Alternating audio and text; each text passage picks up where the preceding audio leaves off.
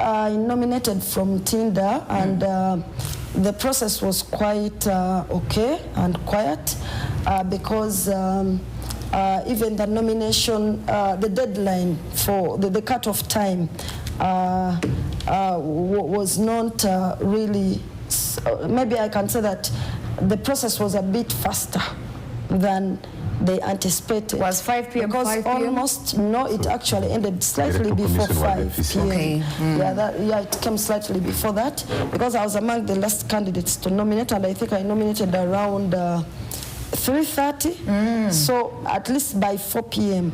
the exercise at Tintinda was complete. So we want to commend them, but we wish to see that this is the spirit within which EC continues to exercise its mandate. The security was there, but kind of giving protection to the citizenry. So we expect that this is what should also be reflected during the general elections come 2026. Yes. 2026. Professor, the 1995 Constitution promised a broad-based, participatory, accountable system.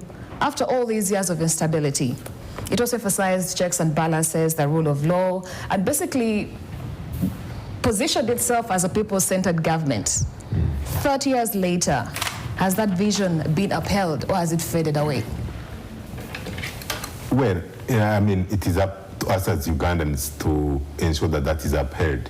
And I think we're on the right path towards that. Because, you see, along the way after 1996, we also decided to move into multi-party politics. Where we allowed different political parties to come up and be part of the democratic dispensation. Now, but that's where the challenge came in, because before we went into multi-party, we had a movement system. Now, most of the parties that came up have remained weak for various reasons. Like yesterday, after we left this, the show here on TV, some people called me and were giving me feedback. They said that, you know, what you are saying is right, but some people may not want to take it the way it is, because one told me that, okay, General Mugisha Muntu, when he was in FDC, said he wanted to build structures. He left FDC and joined ANTI. He's been building structures for 9 years. But now, in the place where he comes from, Western Uganda, ANTI does not have candidates, even at parliamentary level. And the guy asked me, how does he expect to win? Then other 3 callers called me. One was from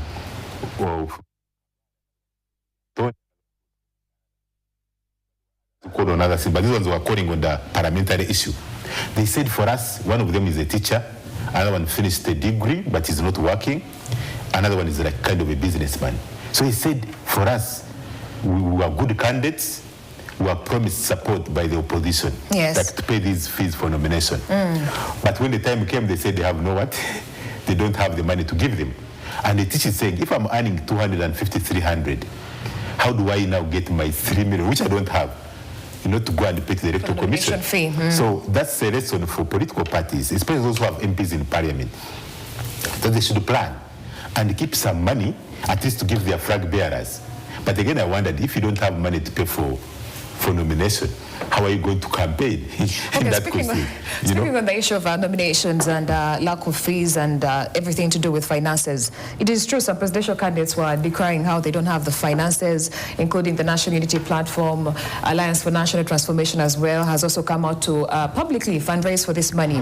Was Uganda truly prepared for these elections, or are we just gambling last minute? No, I think Uganda is prepared, but the candidates are not. And I think for presidential, even the fee should be increased, the one for the EC, to 100 million. And somebody should pay 50 million before even picking those forms from the EC. Why? Because some of them come in as comedians. No. You know, that's how we get a problem. When you get in people who don't have money to become president, they start stealing, they start robbing us. But when it comes to parliamentary, I'll be open to reducing that fee maybe even to 200,000 or 300, to allow people to come in. But you want to be president of a country and you want to come in with nothing. We've seen them. When they come in, they want to really what? Start eating our resources instead of providing services to the people. So for me, we should get candidates who are serious. If your party does not have money, if you don't have money, don't get into the race. And like also, if you are a serious party, plan to ensure you have structures on the ground. If you don't have parliamentary candidates, who is in the constituencies campaigning for you really? You see, Honorable here, she's campaigning for Honorable Kyagulanyi. Because she's there in campaign, she's going to campaign for him alongside herself. But now, if you go to rural areas across the country, and you're going to get statistics at the end of today, you'll find it's NRM competing against the independents. So what I look at, we are still like almost close to a one-party system. Yes. We want a democracy, but that's what we have. And I think we have to focus on building the political parties. And these political parties, at times, they weaken themselves. You've seen of recent, FDC split, NOP is kind of splitting because others are like leaving, going here and there. So opposition is also weakening itself. We should be having not more than 3 political parties and having like NRM and another strong opposition. But almost everybody wants their own party. So we keep on weakening ourselves. So really, the government is ready for democracy, but I think the participants, the key players, are not ready. All right, we're going to put a pause on that conversation. When we return, I'll be Malende's views when it comes to the 1995 Constitution and if it has been upheld 30 years later. For now, we link with Becca Senyonga Mlinde. He's on ground to give us an update of what is happening where he is on ground. Good morning, Becca.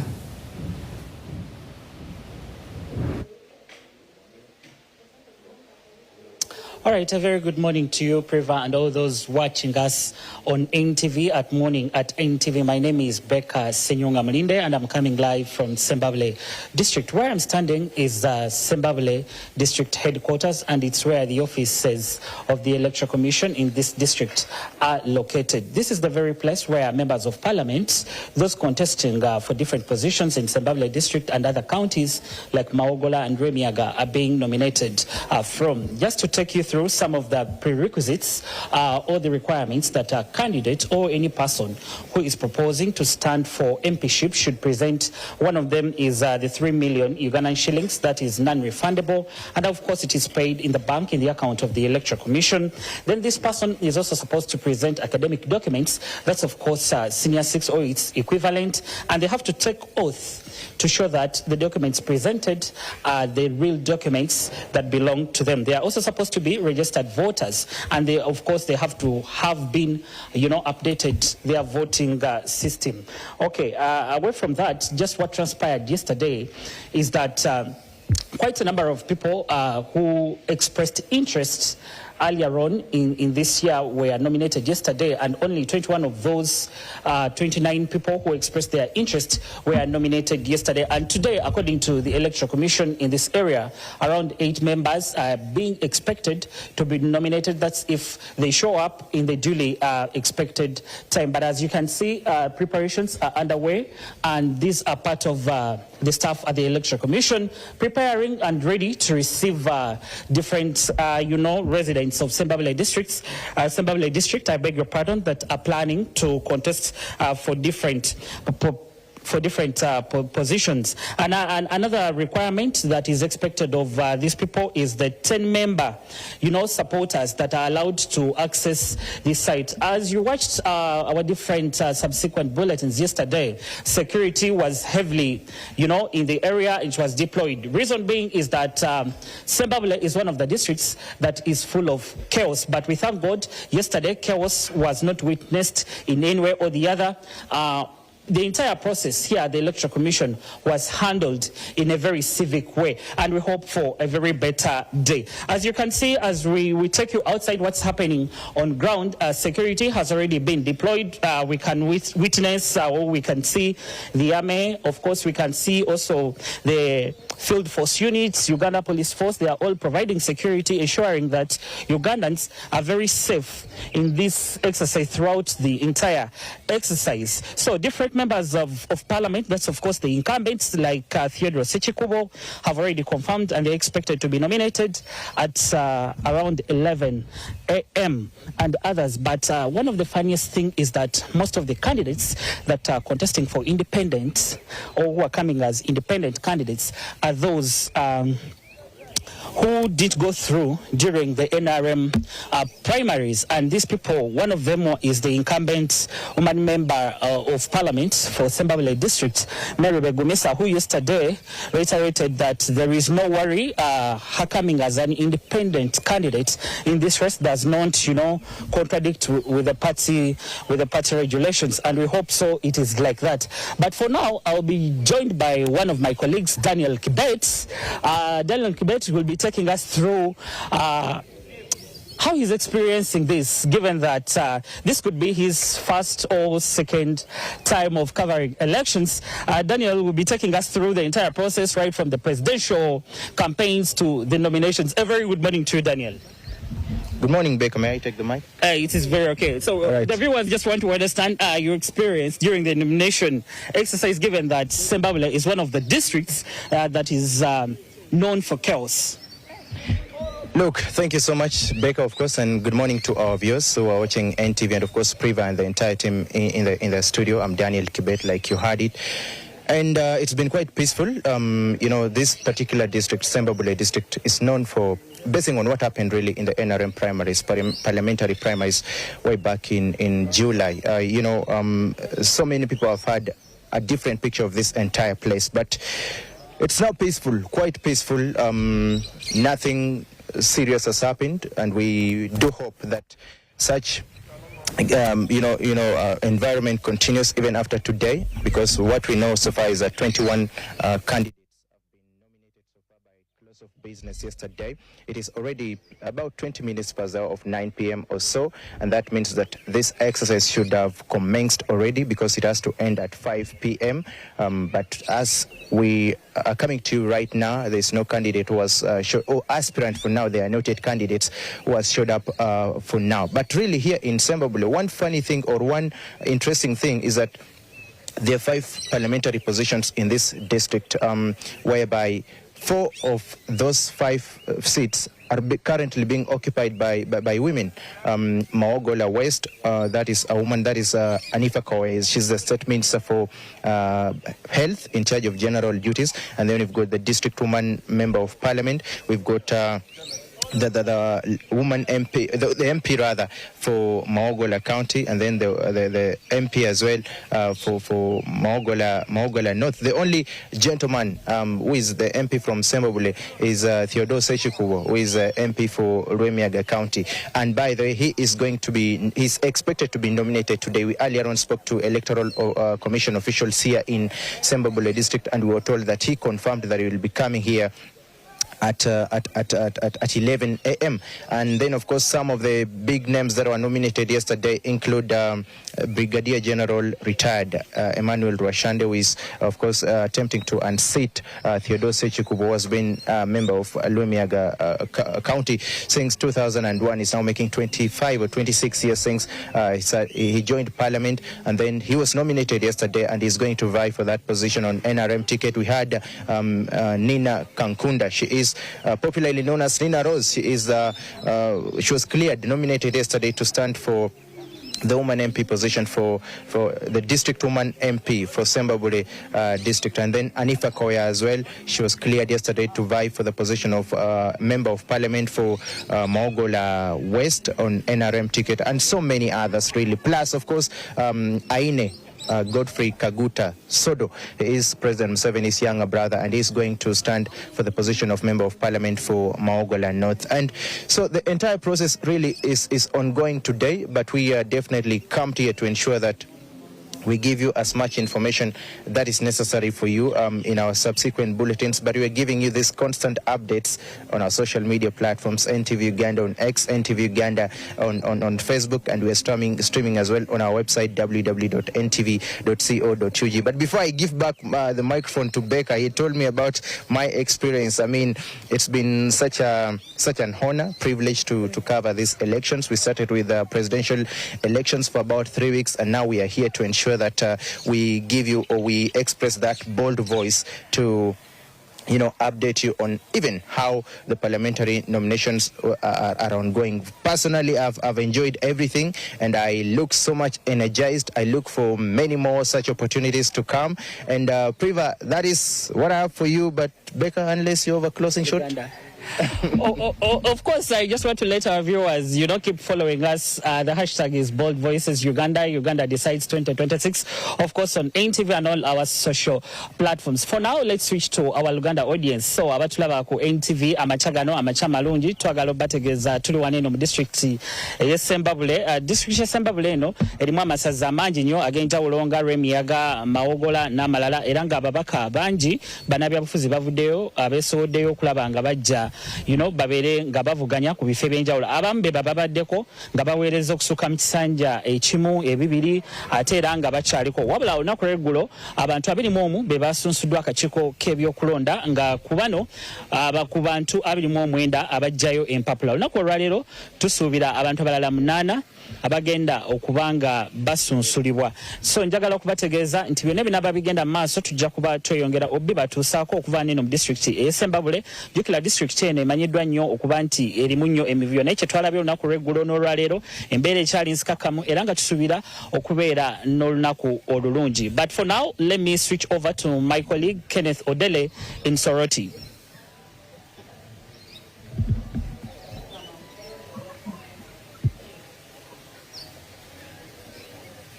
Good morning to you all the team. Good morning to you all the team and all our viewers from wherever you are. Thank you very much, Kibet and Becca. So I'm Odele Kenneth here from Mbale City, Soroti City, giving an update on the election, the nomination process, which started yesterday. Today is the second and perhaps the last day on the nomination process of members of parliament, and give you some updates of what transpired yesterday and what is going to happen today in the Teteso sub-region. From yesterday when the nomination started, the whole exercise went on smoothly, except a few hiccups in places like Bukedia, where there was some internet interruption, which the regional elections officer said they managed to control, and everybody who was supposed to have been nominated yesterday got nominated. So among the big wings who were nominated yesterday in the Teso region included the Speaker of Parliament, Anita Among, who is vying to retain her seat in Bukedia as a woman member of Parliament in Bukedia. And we had Helen Adowa, a Minister of State for Fisheries, in charge agriculture and fisheries. She was nominated yesterday in Serere for Member of Parliament, Serere County. We also had Musa Echeru, State Minister for Works, in charge roads, who got nominated as an independent for Amuria County. Minister Echeru lost the flag to Diao Samuel, who is the NRM flag bearer, but he came out as an independent and was nominated yesterday. Among the people nominated, the big wings in the test included Jessica Lupo for Katakwi, the Vice President for Katakwi, Member of Parliament. We also had Synodius Okasai, the Minister for Mineral Development, was nominated to retain his seat as the MP for Kumi County. The silent nomination that shocked most of the people in the region was the nomination of Patrick Ambriatoboy, the FDC president. He was nominated for Kanyum County in a silent mode. Actually, we got to realize this morning that Amuriat was nominated yesterday to vie for the post currently being held by Opolot in Kanyumu. So those are the few big wins that got nominated yesterday, and today we expect the nomination of Peter Ogwan in the next few minutes now for Ngariam County in Katakwi district. Then the Minister J.J. Odong will be nominated also in the few minutes from now for Orungo County. J.J. Odong is coming as an independent after not participating in the NRM primaries for Orungo County. So it's coming as an independent against a lady called Enyuk Teddy, who is currently the flag bearer. Among the big wings today are also Chodu Calvin, the NRM second vice chairperson for Eastern Uganda. He will be nominated at around 11 AM for the position of Member of Parliament for Soroti City West. It will be tussling out with the Bwalu Jonathan, who got his nomination yesterday, and the FDC ticket for Soroti West, Soroti City West constituency. So for now, we shall be coming back to you. I'll be coming back to you to keep updating on whatever will transpire in today's nominations. But so far, so good. There are no technical challenges in most places in this region, and the nomination exercise and the turn-up of the candidates who picked the forms is all positive, because a number of them turned up, like Kumi made a record of nominating 19 candidates yesterday. So for now, that is all what I have for now. Back to you at the studio. Thank you so much, Okere, live from Soroti. He will definitely be giving us more updates throughout the day. So keep your eyes glued to NTV Uganda and, of course, all our socials, NTV Uganda on Facebook and X as well. Now we continue with our conversation of reassessing the democracy in Uganda. And before we wait for that live link in Soroti, Professor, you hinted on the fact that since the 1995 Constitution was enacted, there was the introduction of the multi-party politics. And with that also came the general elections in Uganda for the very first time in history. And I'll put this question to you, Honorable Shamim. Has Uganda fulfilled the democratic promise of the 1995 Constitution? Thank you so much for that question. But maybe before I go to that, allow me to say something about what Professor just told us previously regarding the financial muscle of a candidate. Okay. I just want to assure Professor that the credibility of a leader sometimes does not necessarily depend on their financial capability, and we are examples here, because just recently, a few days back, the National Unity Platform, headed by its president, launched a fundraising campaign. A fundraising campaign to help solicit funds, yes, and at least push credible candidates, push credible aspirants so that they can go and represent their people. When I was contesting for the position of Kampala Woman MP in 2020, yes, and later elected in 2021, the funds that I used in that election were given to me by the people. People were printed posters, people, did all sorts of adverts, and actually guarded our votes, most likely, actually, basically without paying them, but they were doing it out of love and the trust they have in us. That's why we just cannot let these people down. So I just wanted to bring that. Financial is important. Yes, it's true, but to what extent? You can have leaders, maybe two leaders. One yes, is financially well off and can actually pay, but again you see that maybe this one is financially stable, but maybe somehow, somewhere, the credibility is a bit questionable, the integrity. So I just wanted to just bring that to light so that we do not mislead the young ones who would want maybe to join the politics and they don't have the money. I'm sorry to use the word misleading, but basically I just wanted to throw a light on that, that even if you do not have the funds, you can present yourself and ask the people, those who can help you, those ones who have pushed you, and they have will ensure done that that and said to get the money. That's why they are pulling out. Okay, so I'm glad you're talking about money now, because I remember representatives from the National Unity Platform saying you had raised about 1 billion Ugandan shillings, and that is already exhausted. How stable is the NUP campaign, since we are now talking about funds? Funds are important. Yes. We are not saying funds are not important, but what we are saying is that you cannot say that because I do not have funds now, I'll not contest. For example, if NUP had come out and said, since NUP does not have funds, we're not going to run for president, it would not actually even make sense to the voters. They just say, please come for us, we shall support with whatever we can. So maybe the question is that how much money do you invest in a campaign before you what? You have to identify the most important things. For example, the nomination fee is something which is you can't run away from. And that's what they wanted. We had 5 years to prepare for this. How come we are still discussing financial constraints when we are left with a few months to the the day of the general elections? You know, financial, there is no person in this world who can tell you that I have money 100% all the time, money is on me. That's why you even find moguls running to banks and, you know, they have pledged their assets and we think they are rich and actually they don't have the money. So this issue of financial muscle is a bit subjective, but we say funds are important, but to what extent do you invest in a campaign and how do you involve the public that are going to trust you with that mandate to actually fund you?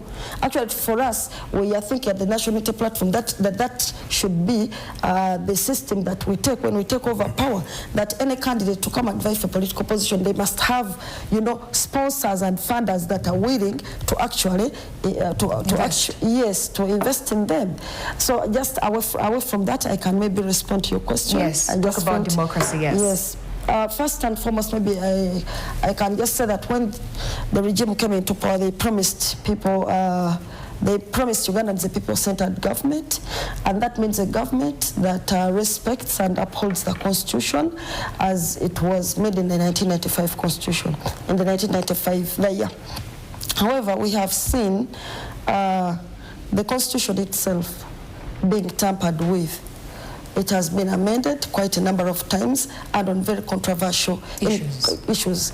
And yet those controversial areas, when the Constitution was being enacted, there was a reason why they put those limits. Specific limitations, yes. Specific limitations, because they wanted to avoid certain problems and insurgencies.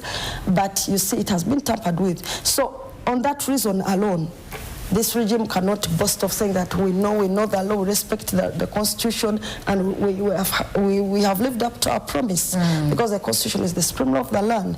But also, second, when you look at what they promised, especially when I'm still in that area of respecting the law, there is respect for the rule of law, democracy, and human rights.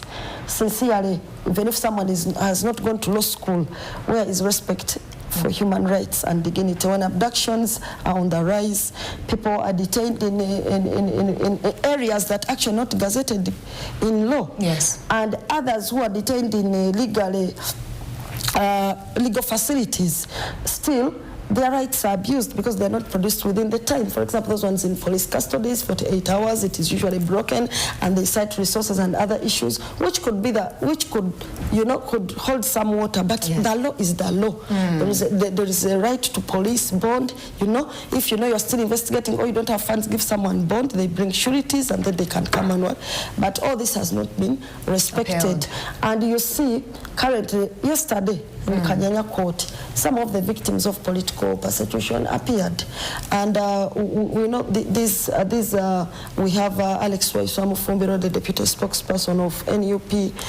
We have Eddie Motwe, we have Achila Uchivombi, we have the Kaija, we have the Madadas, we have Bobby Giant, a lot. And there are even those ones who are not appearing, like Bobby Young is still there in Lusida Upper Prison, the Machetes, the Segudias, the Kalanzis. And that one, I've just given you just a few of them. They are there languishing. So the question they are asking as prisoners, this government promised to respect democracy, rule of law, and human rights. Why are we not coming to court? And yet we are supposed to come to court and have our matters heard. Others were being tried by the court martial, and the Supreme Court ruled and said, please remove their funds to the civil courts. Up to now, the Attorney General and the government, they have refused completely to comply. So some people are in prisons, but they don't even know when they will ever come out, whether they will ever be called, because the court which was trying them was declared. They told us that it cannot try civilians. So to those prisoners who are in Chigo, Luzira, wherever, they are asking, where is the rule of law and democracy in this country? And for those ones who have gone through the dungeons down there in safe houses, they can tell you the story. The ordeal is very bad. It's very disheartening. Yeah, so for us, we are saying, whatever the issue, whether someone is being, suspected of an offense, let the person go through the normal process of law. Yes. So, Professor, given that context, I mean, she talked about how the Chapter 4 of the Constitution is abused left and right. People's rights are not being upheld. We also have seen the lifting of the presidential term limits. We've also seen the lifting of the presidential age limit. There's a lot that is happening. So, following the Constitution. But, well, do you still think think the three arms of government, that being the executive, the legislature, and the judiciary, have they lived up to the principle of checks and balances? Okay. Now, actually, I'm going to get to that, but let me just say one sentence in regard to what the Honorable said here. You see, NUP cannot be excused for not having funds to support parliamentary candidates. The records are clear. From iPod, they got billions of shillings over the last 5 years.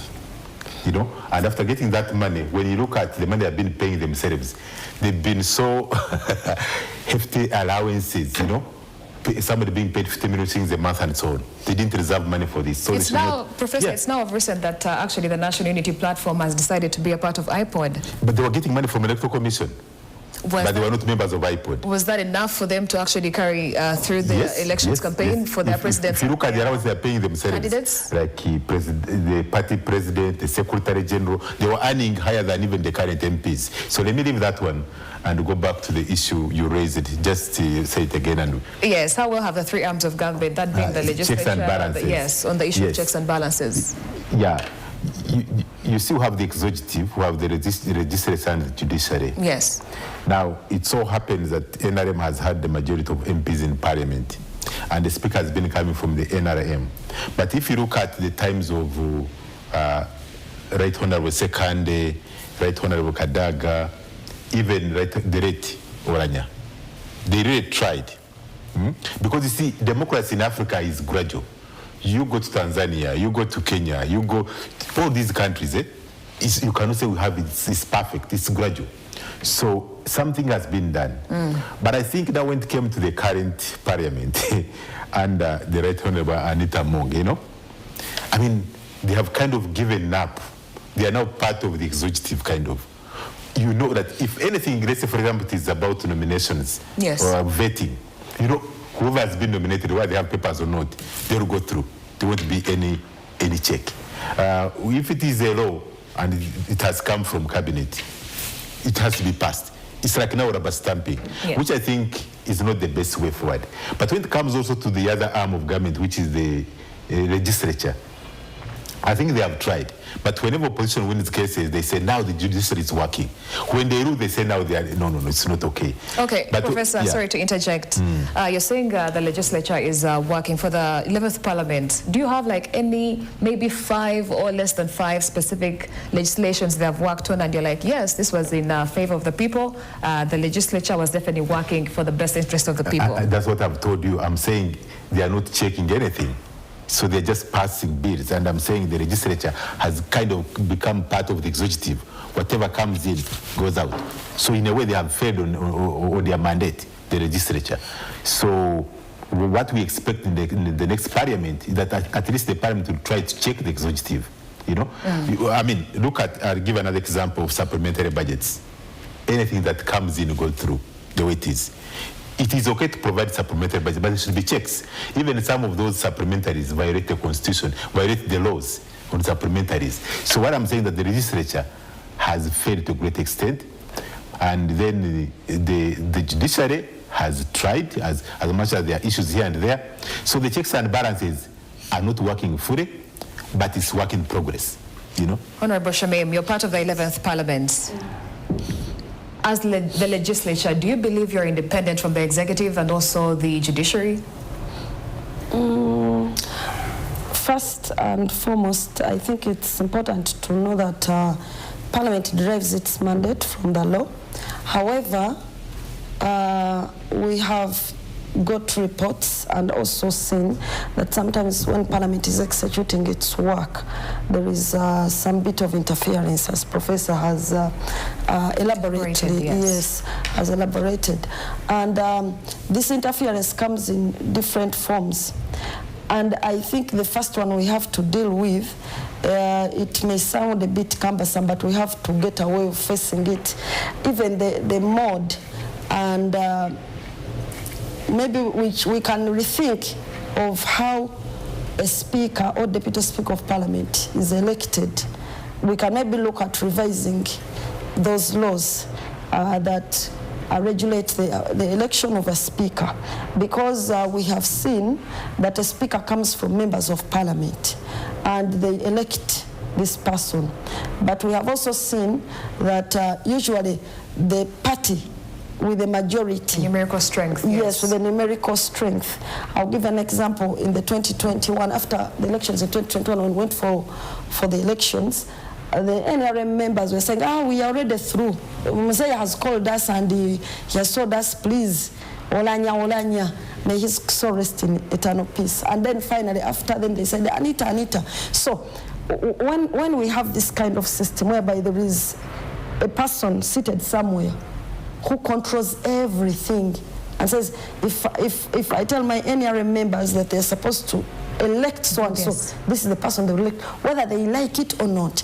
Actually, in 2021, they even told us that they had put spy cameras near the ballot boxes, and those spy cameras were specifically put to monitor the NRM MPs to ensure that they tick Honorable, the late Olanya, or they tick Anita Among. So that tension, so that means that is already where the problem comes in. That's the first problem, that this speaker who is appointed or elected like that is going to pay allegiance to that person who has made it easy for her or him to go through. And because they know that if I defy this person, the next time or when I have an opportunity, they get an opportunity, they can throw me out of the seat. Yes. So we need to get a speaker or a deputy speaker that's appointed or elected either by the people, or at least we need to come up with a formula of some sorts. But also,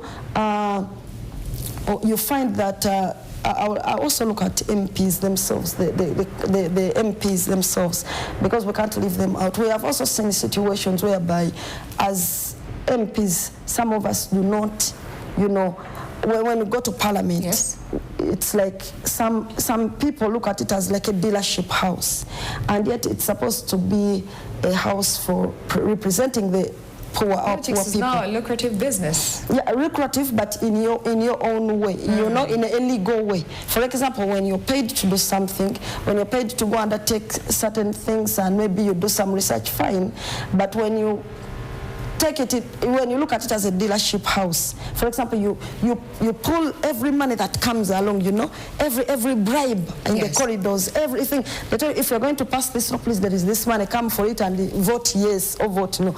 There we go wrong. So there I do not want to put it on the other people who give the money, but I also, it is on the people who give the money, but I also want to put it on this one who accepts the money. But when they know how did we get to this mandate? How did we get to this point of tokenism, where we're used to people just going there to fatten their bank accounts to get whatever little money they can get from different sources? How did our parliament get to this point? And it's all of them, by the way. Because even you have seen proportion MPs who are in 3 places at the same time, earning per diem. So, so regime is a bit rotten. That's why we want to send them away and have some, fresh leadership, new minds, new brains, new ideas, and what we have termed as a new Uganda now. We believe that when we bring in a new set of leaders, they are going to come with their fresh ideas. If you look at our NUP manifesto, you'll see that, sincerely, this is the Uganda that everyone has been dreaming about. So these are some of the solutions that we see. Because now, like in Parliament, you get a chance to talk, Professor. Let her put a point across. Yes, because we have seen situations whereby if for example, a law has been presented and we've had these situations whereby they say people went to Chankwanzi, and we have seen that, yes, there are some opposition MPs who have deviated, and us at the National Unity Platform, we have acted by example, that where any person has been suspected or MP and action has been taken against them, and we are showing Ugandans that this is the example that we are setting, and it is exactly what we are going to do when we enter New Uganda. That even if you are an MP and you go to Parliament and you think it's a dealership house, the state will deal with you, the state under Chagulanyi Ssentamu, but a New Uganda that we are dreaming of, because we tell you we've lost a lot of money through that, and because we have lost a lot of money, so many things are not being done. And actually, Ugandans think that we are poor as a country, but yet we have lost money when certain people are just enriching themselves. So that was just the second point that I wanted to make about Parliament, the interference, and even the quality of the MPs that are being sent there. And so that should also be looked into. But also, when I look at Parliament, the rules of procedure that govern the way Parliament Plenary operates. sessions and what?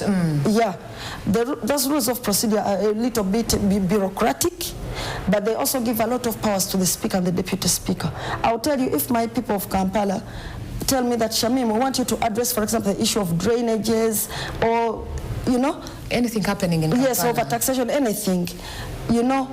Yes, under those rules, it is okay to notify the Speaker and all that, but it remains the Speaker's, you know, right to either give you the permission to speak or not. If they do not give you, you will not speak. Then you will not speak. And the people will say, he's not speaking, our MP has not spoken since they joined that parliament, they're just sleeping. So you have to be very vigilant. And in this era, as Professor has put it, there is, you know, which side are you? Which side are you? You have to make it clear enough. Yeah, so you just imagine when, for example, the Speaker is in bed with you because she knows that since you are opposition but you are her friend, if she tells you, pass this, yes, pass this bill, help me present this bill, much as you are opposition, then you are her friend. Even if the bill may somehow be going against the very people that you represent.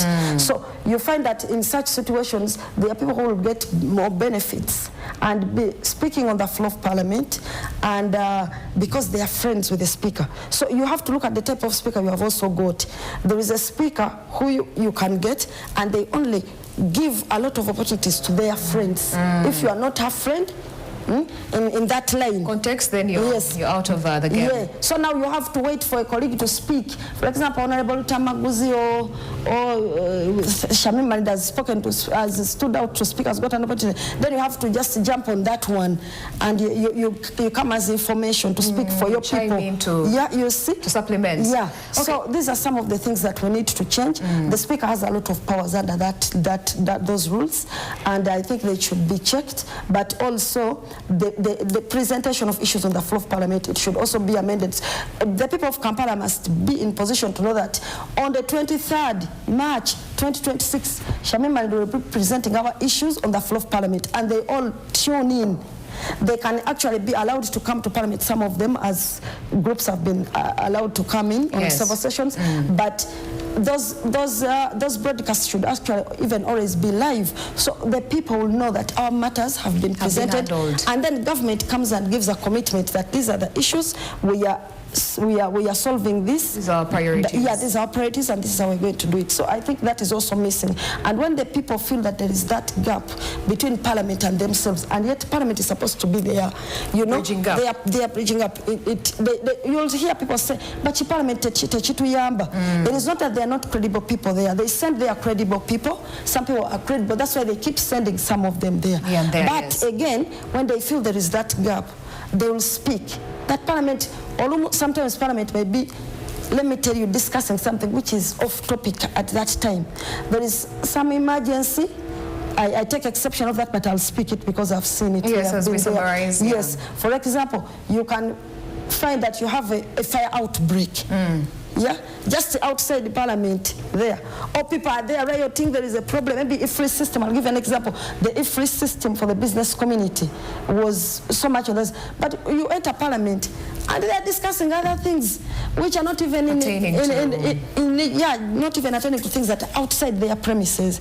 And then you say, we shall come back next Thursday to address the issue of a fire outbreak, which needs urgent attention. So we need also to prioritize on the order paper. Who sets the order paper that comes to Parliament? Yes. And speaking about the Speaker of Parliament, I remember back during the NRM-SEC elections that happened a few months ago, she said that she wanted to be voted into that position so that she's able to pass certain bills once she's back in Parliament, should she be a part of the 12th Parliament. And I'm going to ask you, Professor, do you think the Speaker has a lot of power, just like Shamim Malinde has said?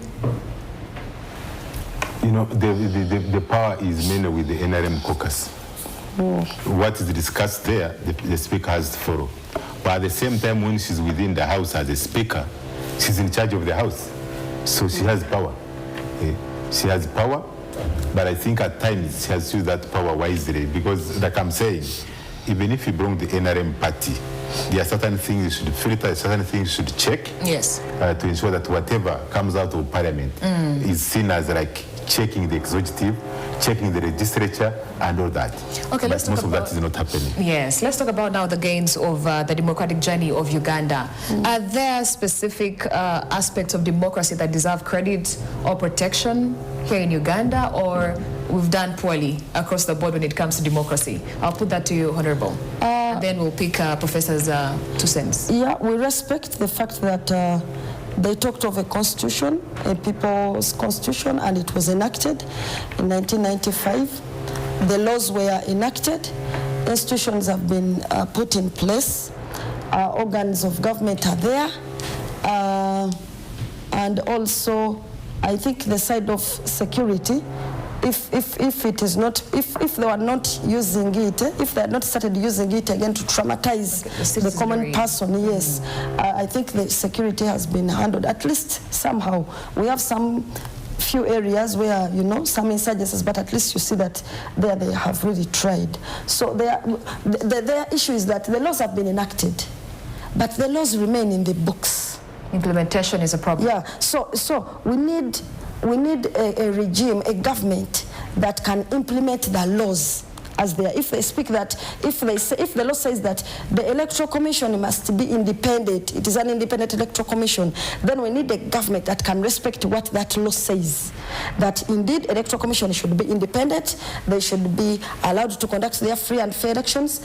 Security should only provide, you know, protection. Yeah, to keep law and order. Yes, to keep law and order, and you know, internet should not be switched off. These live broadcasts of yours should remain, should be left to work, because you pay a lot of, you know, a lot of money in these licenses, and then if again you are cut off and said you don't cover this and all that, sincerely, it does not come out properly. So they have done it. They have the laws in the books, but the problem, the laws are not implemented. Yes. There is what we call selective application of the law, or implementation of the law, that the same law can work on you, but it does not work on me. That is terrible.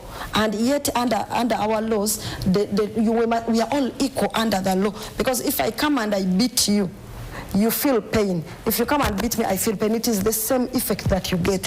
So how come that when we go to police or when we go before the law, you'll be treated differently and I'm treated differently? So there's that just problem. Yeah. So the good things are there. For example, the institutions have been set up, but empower them. Yes. Let people not just have positions. For example, we have a prime minister who is a lady. We have a speaker who is a lady. I'm just giving an example. We have a vice president who is a lady. Let me give an example because I'm a woman MP. Yes. Now, if you have given someone position, let that person have power.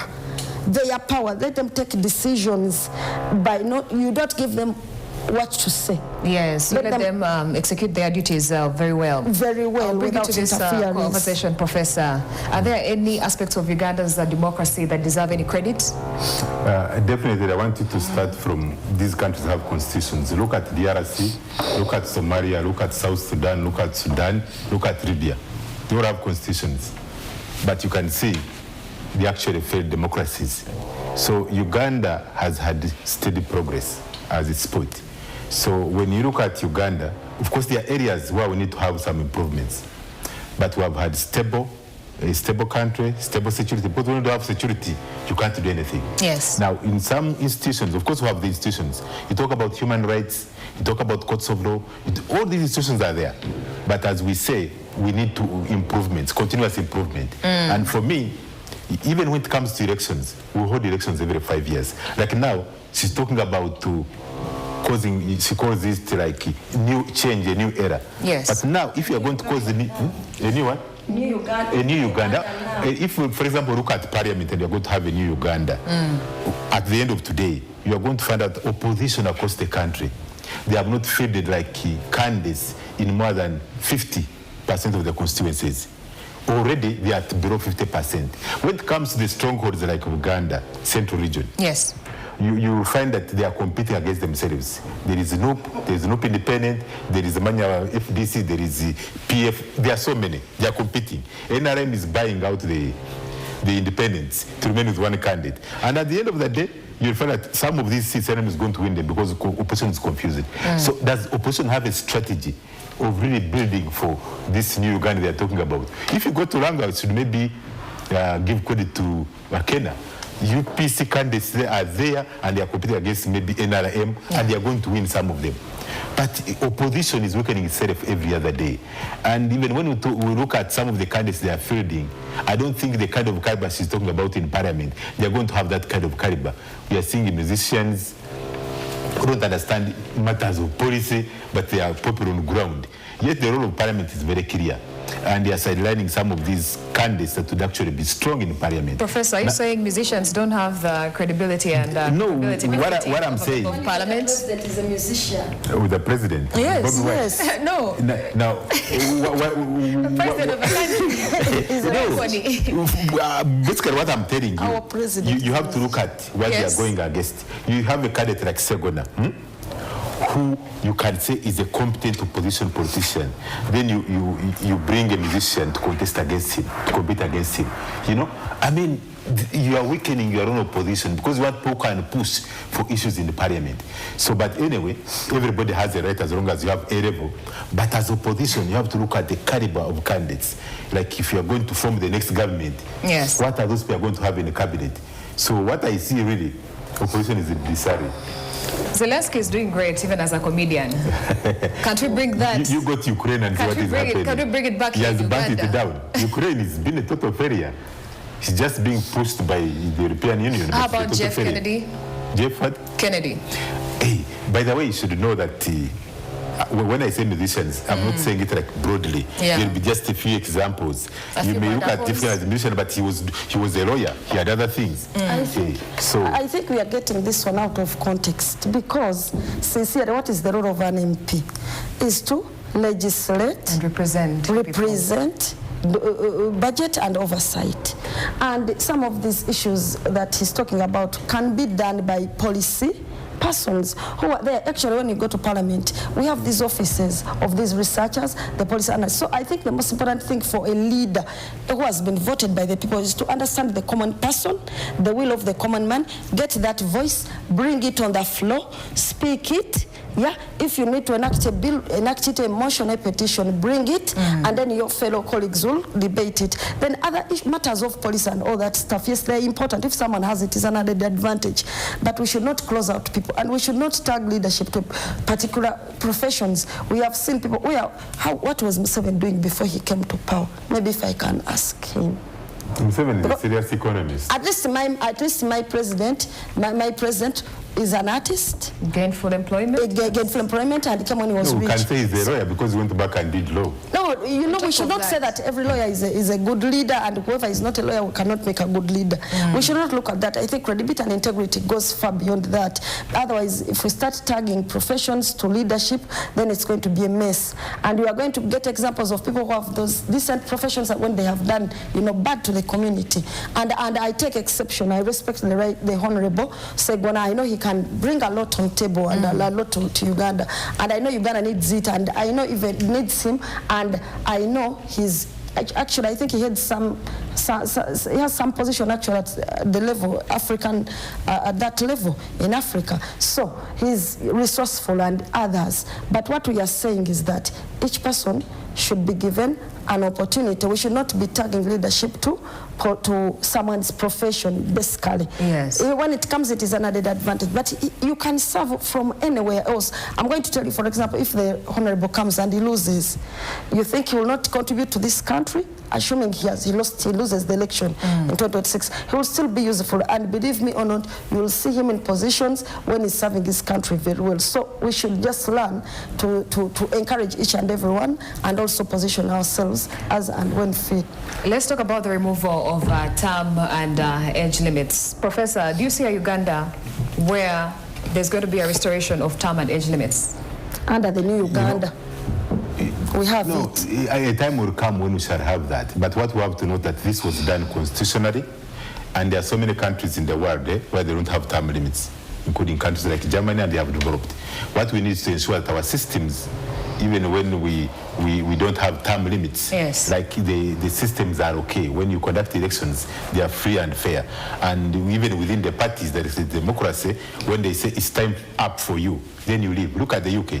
When they feel that the person who's holding the prime minister position, his or her time is up, you exit. Another person comes in. But they don't have term limits. 5 years. So for me, in Uganda, definitely, in the next 10 years, we shall have term limits reinstated. And as he's saying, it won't be no, it will be the president will come in after President Museveni. He will reinstate term limits. Professor, you say this was done constitutionally, yes? Yeah. So would you say the constitution was used as in a proper way as a living document, or did they use it in that moment as a tool to abuse what is meant to be done in the best interest of Ugandans? When you use the word abuse, it is misplaced, because you see, when NRM has the majority, they look at their interests as a party, and they feel that Museveni was still the best candidate. Even now, you see opposition, Honorable Mao, yes, is saying he's in BP. He said Museveni is still the right person for this moment. And I think for them, they thought that if President Museveni left then, maybe NRM would not hold it together. So President Museveni is there for a purpose, and the time is coming when he's going to exit. And after that, I think we shall look at how we can go back to these term limits, because they are necessary, but they didn't abuse it. At that time, I think President Museveni was still the right candidate. Honorable, how does National Unity Platform plan to restore the term limits and also the age limits for the presidents? Of course, under our NUP manifesto, Manifesto Priority 1, we talk of restoring freedom, constitutionalism, and human rights, including gender equity. And under that Priority 1, one of the things that we are looking at is that we are going to look at the constitution that we have right now, and we're going to look at those clauses that we really need, yes, to look at or to revise. And one of the most pertinent ones is that one of gender, term and age limits.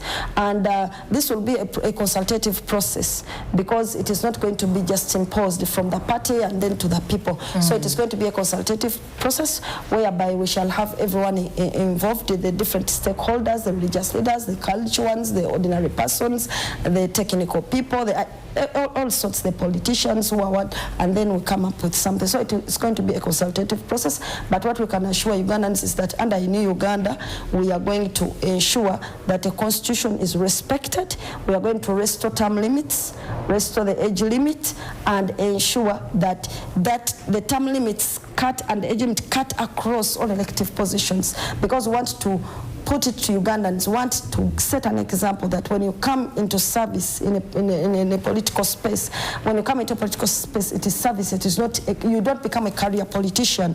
Like you see here, I'm serving the people of Kampala for a few terms, and then I'll leave the space for some other persons to go and to come and take over. So Honorable, yes, you see how you're still desirous of serving the people of Kampala as their woman MP.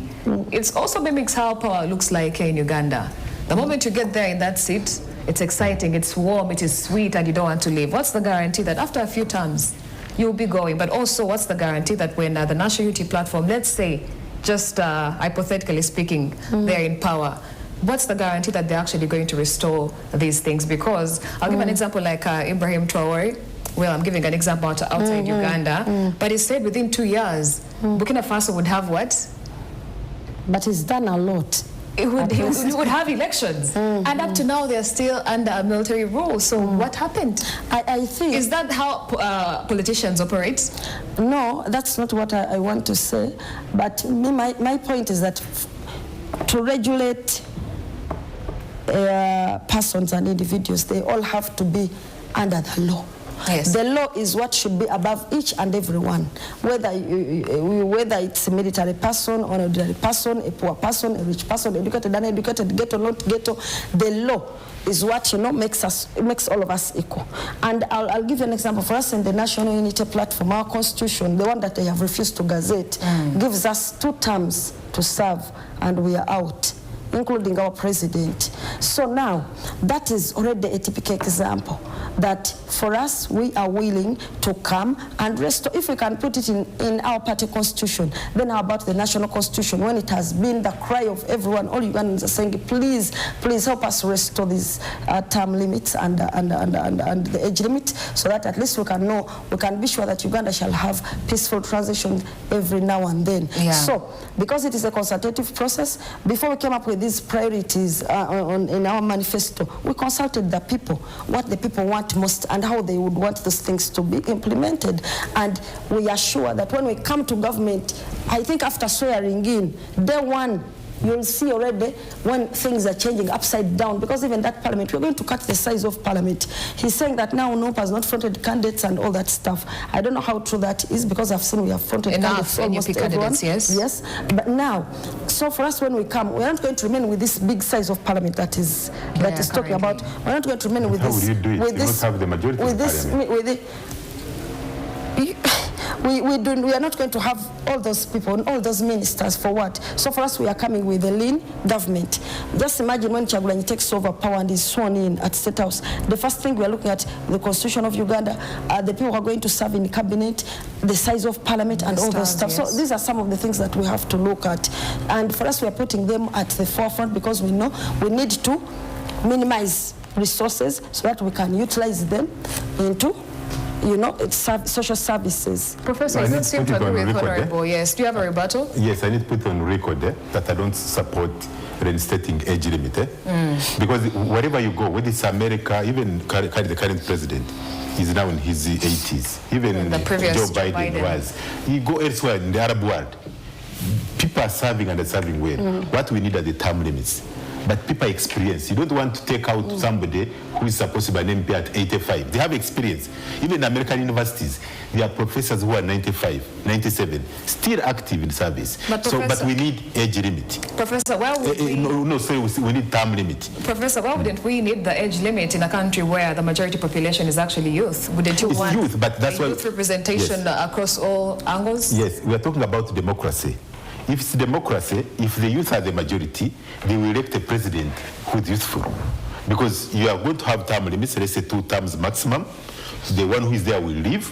Now the party should elect a youthful person, if they want that person. Because I'm trying to see at 85 or at 81, you're in office and trying to rule over people that are in their 30s and 40s majority, even 20s majority. How does it matter? Because you will not relate to the problems they're dealing with. That's what I would think. That's what one would actually say. Now look at Kenya under President Mwai Kibaki. Yes. He was old, but his cabinet was young. So it's about how you structure your cabinet. You bring in young people, you delegate to them, they'll be in charge, but with experience, you drive the country forward. You wait for President Museveni in 2026. He drove the country into because he's coming back. And you're going to see him with a very young and experienced cabinet, and they're going to drive this country forward. He may even sleep in State House and relax, and the country will move forward without any hassle. You're crediting Mwai Kibaki for driving the whole country into a war in the early 2008. That was during elections, but even after that, and she did so well. What was the cause? What was the cause? The cause was the Electoral Commission. They messed up the election. She was sworn in at night. There was chaos, but later on everything stabilized. And he did so well. His record is very clear. Even when you go to Kenya, I was responsible for awarding him an honorary doctorate. But even when they were going to bury him, he said he doesn't need any cement. They buried him in the ground, no cement, nothing. That's how good he was. She was a man with a good soul who loved his country and did so well. But also a lot of people died also at his hands and his recklessness. And by the way, when you're speaking of age, I think it's important when we are really good if we want to be good to Uganda, we should really be very honest. We have seen, I think, from reports from the doctors and information from the doctors, and that medically, as someone gets of age, the complications, for being forgetful and all that stuff, the problems associated with age, and you associate a 95-year-old with a country, 85-year-old with the country as the supreme, supposed to make those final decisions. Imagine, supposed to assent to bills passed by Parliament, is supposed to say now this resolution has come from Parliament and all that stuff, but I need to kickstart it, or I need to just put my signature nature so that things can go the right way. So we need to look at that scientific factor also. We should not really rule it out. We may have some leaders who are of age, and they have done well, who knows, but also we need to look at that factor also, whereby someone needs to move, I don't know with how many toilets in the convoy and all that stuff. These are facts that we should really look at, because these are facts, and at the end of the day, the expense that we put as taxpayers to maintain that president who is in that age bracket also matters. Yet if a person has gone home peacefully or is of age and knows that if by this age I cannot vie for the position of president, and then they can just retire in their own things, the factories and all that stuff, and they really eat their money in peace, and they look after the Bazukulu, and the Bazukulu also look after them. But see, also, maybe I can add one point also. Okay. Well, what I'm saying is that you are thinking that this person who is 85 is going to be voted in as president for the first time. You'll be voting in maybe when you are in your 60s or 70s. When you have term limits, you'll exit. You rarely get somebody who's in the 80s, 90s, coming in Uganda here to look for votes and wins. It won't happen. So we just put age limit and that will end. Maybe we are just focusing on President Museveni. President Museveni is left with a few terms. He will exit. Not just Museveni. Age is age. Professor terms. A few terms, yes, and he will exit. Age is age. It is not just about Museveni, though he's an example here, but age is age. Whether we like it or not, age is age. Now, also, when you look at if he said you can be an old president and then you bring in a fresh cabinet of young people that can push you, that you can even even if you just do your things, you sleep and what, the government can move. They will govern. Yes, they will govern the country. But remember, at the end of the day, you are held accountable for everything that goes on. You need to have that supervisory staff that even if, this youth has gone and done this, at least you should have at least some knowledge and some, capacity to supervise these people to see that they are doing the right thing, much as they have their own independence in their own different departments where you have put them. Yes. So I think the issue of age, we really need to look at it with a very critical eye. We need to really look at it. When someone is really of age, we should we should not just defend the old age because Museveni is here and he has refused to go. We should speak the truth, that really age is a very important factor. And I think you raised that one of, imagine you see every time they're on TV or they're addressing a crowd, they'll bring the 1986 stories, because what can they say about technology? They know nothing, and the world is moving at a very terrific speed with technology, IT, and this is the Kyagulanyi era. Imagine if Museveni had left in 2006, and the West would have taken over from Museveni has fixed security and set up institutions. Best you would have come in 2006 to 2016 and maybe fix the economy and maybe something. Right now would be having someone else who is actually going to finish their term. Using term limits, not yes, term limits. Fine. The US is the best democracy in the world. Yes. But the judiciary, the Supreme Court, majority of them above the age of 80. Yeah, I think they're still doing so well. I think what he's saying, we should not really attach age to competence. Yeah, I think what he's saying has some. That's why I said term or age limits. It's going to be consultative even with the NUP. If we find that the majority says that okay, let's just have the term limits and leave the age, so be it. But it should be backed by scientific reports from those experts. Yes, evidence from the experts that can really tell that this person, the brain is working properly, because we may be speaking to a president, chairing a cabinet meeting, thinking that is in his senses when he's actually not. I mean, we saw Mr. Joe Biden withdraw from the race for presidency.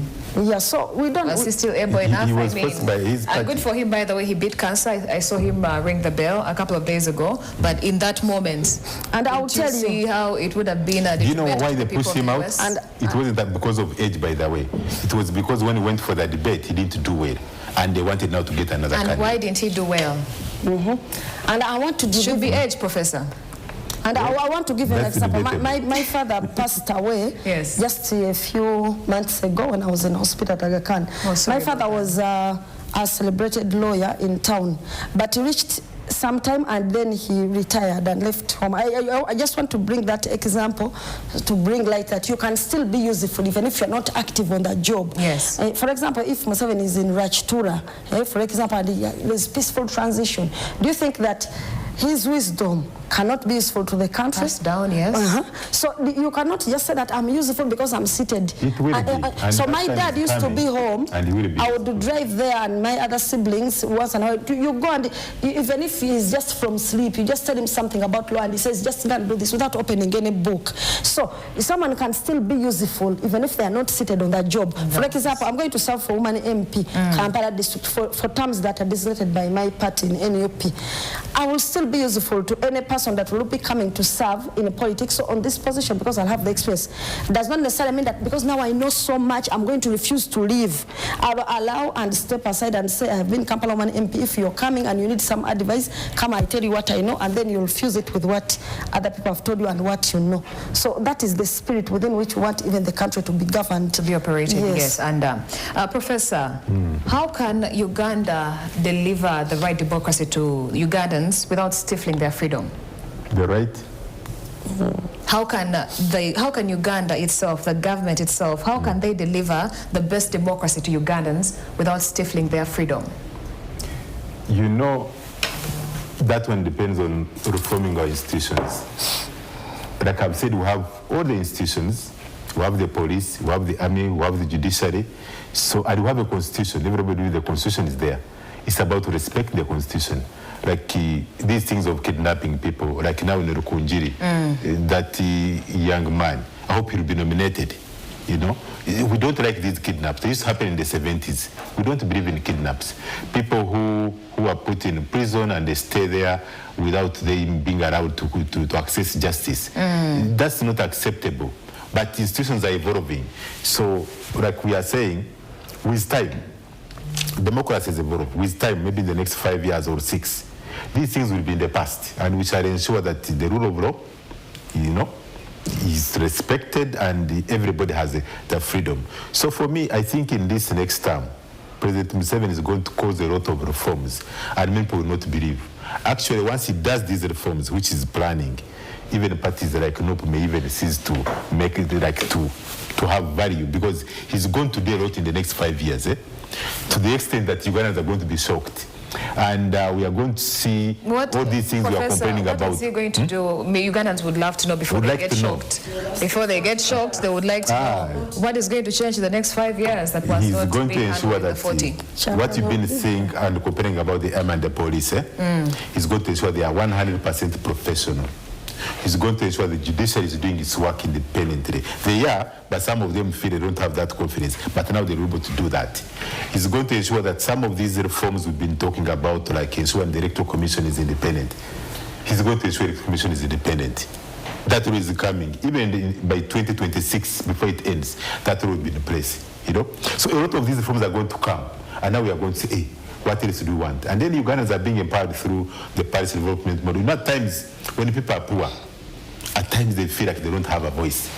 But now with programs like the Paris development model and other programs that are coming up, Ugandans are going to be empowered economically. There is going to be a lot of financial literacy. Like now there is a program that has started that's going to continue, where the government is targeting people in markets. These lower career people being like taught financially, which is very, very important. So it's about empowering Ugandans. It's about even the Electoral Commission is going to be given a lot of resources to educate Ugandans. Like now we're going to go into elections, but many people don't know why they should vote and how to vote and all that. Educating Ugandans is very important. But the EC is not doing it, and they claim they don't have funds. But all these things are going to be in place in the next term.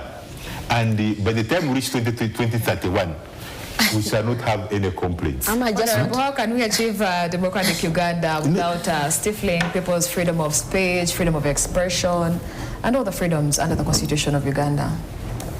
First, I think first of all, we have to respect the Constitution as it is, because it has those freedoms and rights.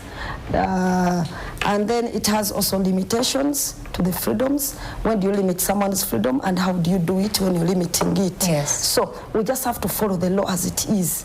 We just have to know that we are all equal before the law, as the Constitution says, and we allow the law to work equally on each and every person. For example, how do you explain the fact that the Supreme Court ruled and said the General Court Martial does not have the mandate to try civilians, and went ahead this is the Supreme Court of the land, and said all files of civilians should be transferred from the court martial to civilian courts. Ordinary courts.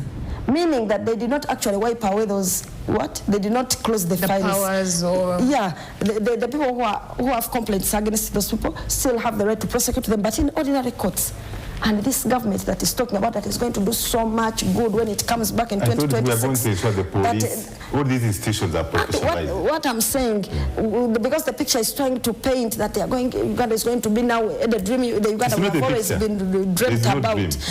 Where are they? What did they do? In the past 40 years. In the past 40 years. And when the Supreme Court ordered the regime to do that, what did they do? They have refused up to now. The last time we were in Parliament, Attorney General came and we put him on task. And you know what he said? He said, we are still organizing. We shall see. But there are people, people's husbands, people's wives, they are languishing in prisons. They don't know what to do. Prison, by the way, is complaining of overcongestion, poor health services there. Some people fall sick in those prisons and actually die there. And case backlog as well. Yes, case backlog is too much. Is about strengthening institutions. Yes, the magistrates, the judges are complaining, my God, the judge files are many, what do we do? Police is complaining when they arrest people and they are so, they say we have a lot of congestion here, and you know, and yet we have a lot of interference. Sometimes they have to just wait for a call to release a person. Yes. And by the way, they are also faced with challenges, and they say, please, you people fight on and we change this government. We also don't want it, but we have no choice. We are working because we are just securing our jobs. So it is that terrible. So the key word is consolidating the gains. So that's what we are going to do. So and we don't know what gains they are talking about. When the country has gone into, you know, we are almost crumbling. Uganda is almost crumbling. And this was, they came up with some funny thing that protecting the gains. By the way, the interpretation of the ordinary person is that these people are protecting the things they have stolen from Ugandans. They are consolidating them and protecting them because they don't want anyone to take them. And yet for us, under priority is it 6. We are saying if you stole something, you are going to return it under New Uganda. And I want also to assure him before you go to him or anywhere else for a break that this one is saying that Museveni is going to be in power 2026 is not right. Museveni is going to be well in Rachtura, watching how the government how the government is being run, and we are going to teach him that under the new breed, under the new regime, the government can be run like this. He has tried and failed in 40 years. They're not going to add anything. All right, my distinguished guests, as we wrap up this conversation, you've all talked about stability in the country. You've talked about how since the enactment of the 1995 Constitution, there's been some sort of like relative peace across the board. Do you think as Ugandans we have traded the political renewal for just being stable? Would rather be stable than actually change the government? Is that what we've got accustomed to, or? You know, when we started the multi-party dispensation, as a country we are not ready. We should have stayed a bit longer in the movement system. If you remember when Kanukiza Vesje and President Museveni competed in 2001. Yes. Ugandans felt there was a bit of democracy. And then, but we pushed, and then we said, okay, let's have multi-party. Now, the parties we have are very weak, and everybody wants to have their own party. Whenever there's no consensus, either like you say, come and join me, I'll be the presidential candidate. Others say, no, I'm not joining, I'm forming my own party. So we have remained weak as opposition. So would you rather, like what's happening in the US, Democrats and Republicans? Yeah, I mean, you don't need so many parties. System? Yes. Yeah, we have so many fragmented parties, and so the multi-party democracy has turned out not to be multi-party democracy. Now, at the end of today, using the example of parliamentary candidates, you are going to say it is just NRM competing against NRM independence in the majority of the regions. Yes. The only region that's going to be unique is Uganda, the central region, where you see NUP dominating. You know, like it's almost everywhere. But you go beyond central region, you are going to see NRM competing against independence. What I don't tell you, we are still in the one-party system, the movement system. Because at the end of the day, you know the composition of parliament.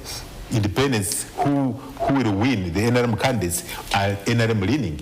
And so they will join NRM and we still have the majority. But even without them, NRM will still have 50%. Honorable, have we traded political renewal for just stability in the country?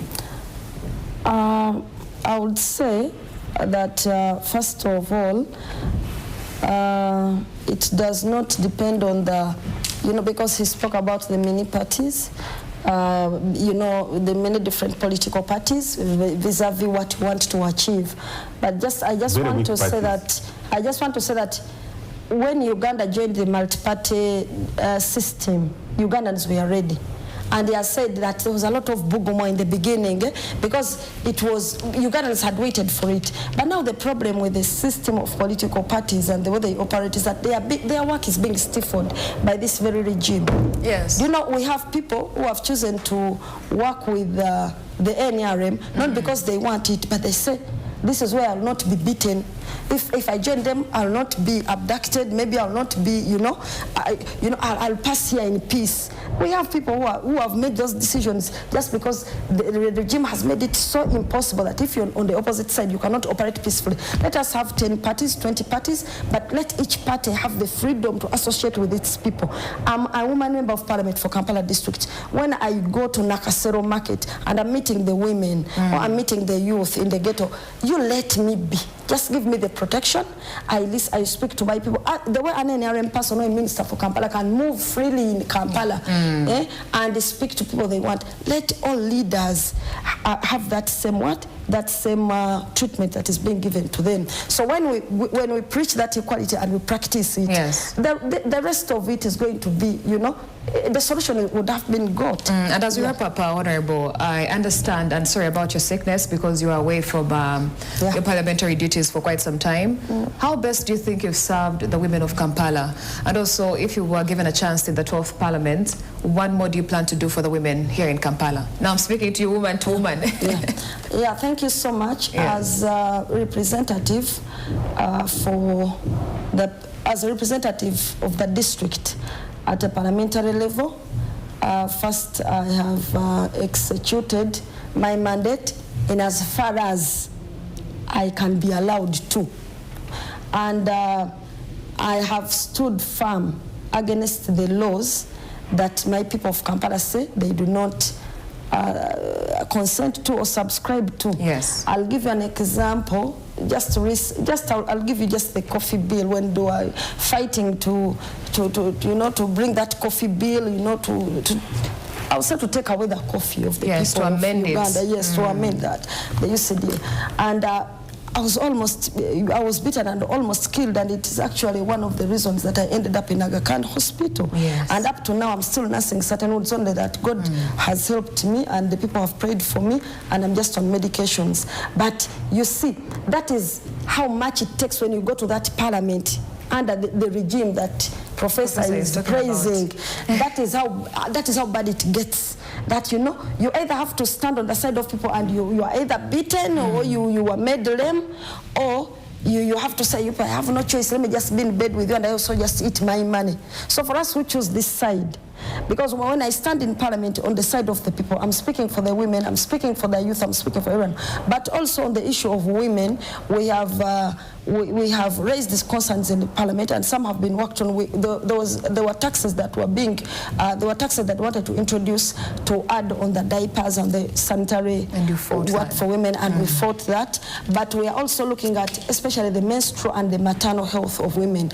We are looking at improving the health services when it comes to women, especially in those two areas, because we have seen that we have lost very many women when they are giving birth, and the statistics are really alarming.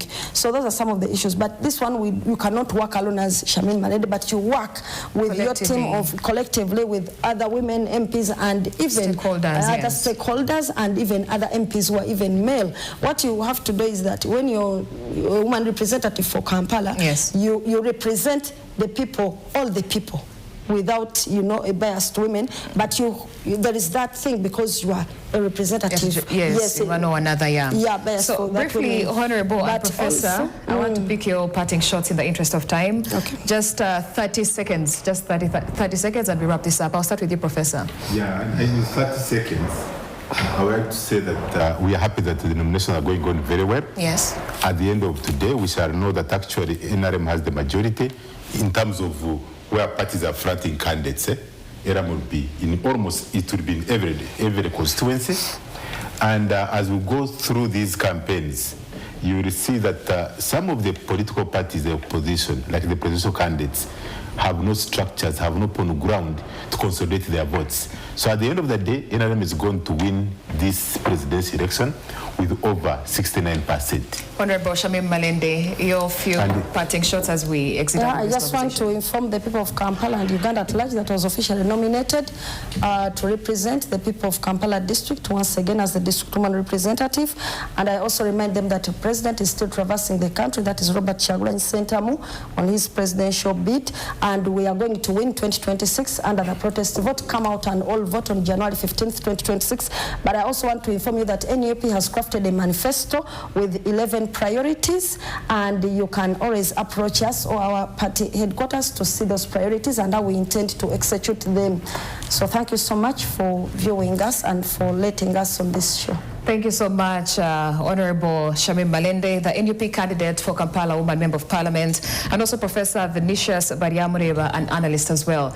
Together, we've been reassessing Uganda's democracy and its journey to development. Now, we're going to turn our focus and speak about the potency of elections to the business world. And Stella Nante is going to be taking you through that conversation. And as we speak, she's going to be sitting down with John Walugembe. Good morning, Stella. How are you? Yes, good morning.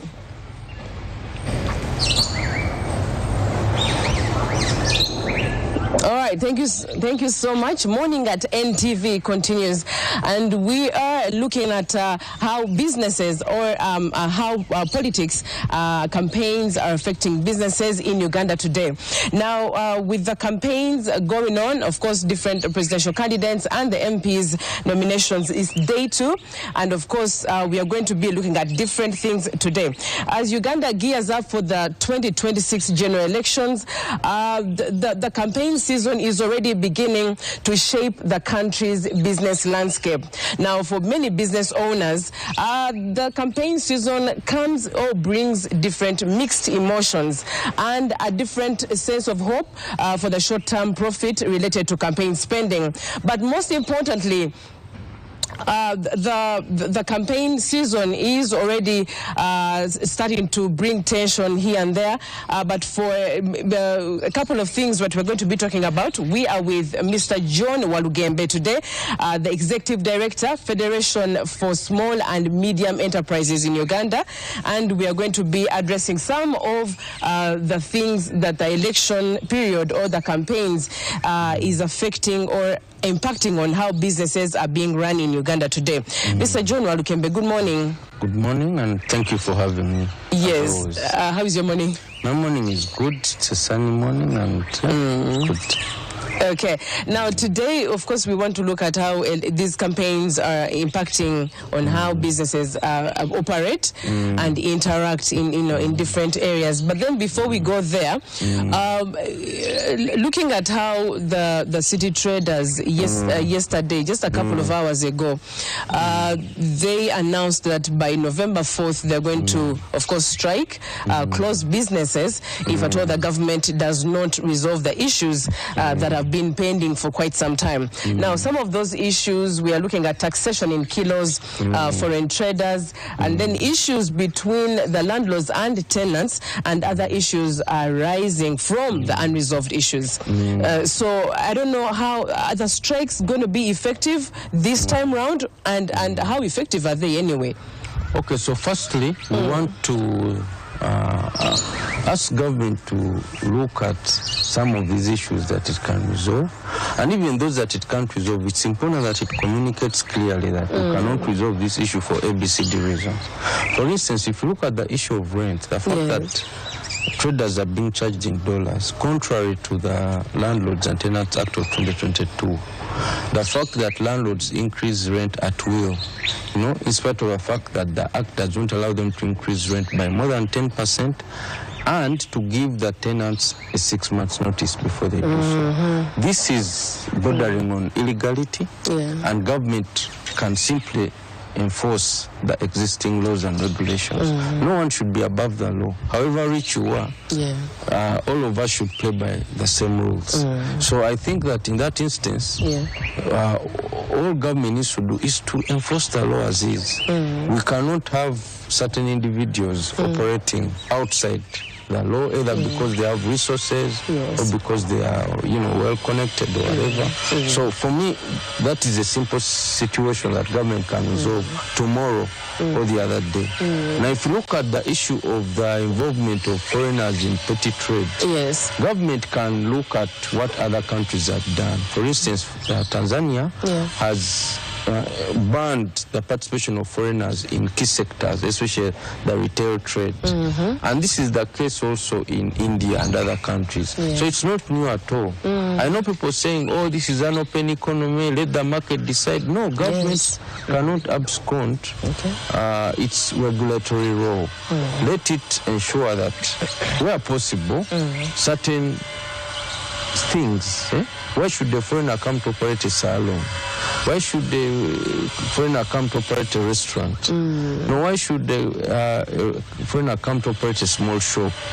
They should remain in strategic sectors. You can say in manufacturing we need skills, we need expertise, we need equipment. Therefore, we need these foreigners to come, and even then they need to train the locals over time, so that we can build local resources. Because we have an unemployment problem. You can't on one hand have an unemployment problem, and then on the other hand, you're allowing other people to come and take up whichever opportunities exist in the market. So again, this issue can also be resolved through looking at the regulations, coming up with new guidelines. I've not looked at the competition regulations because there's also the fact that some investors dominate the entire value chain.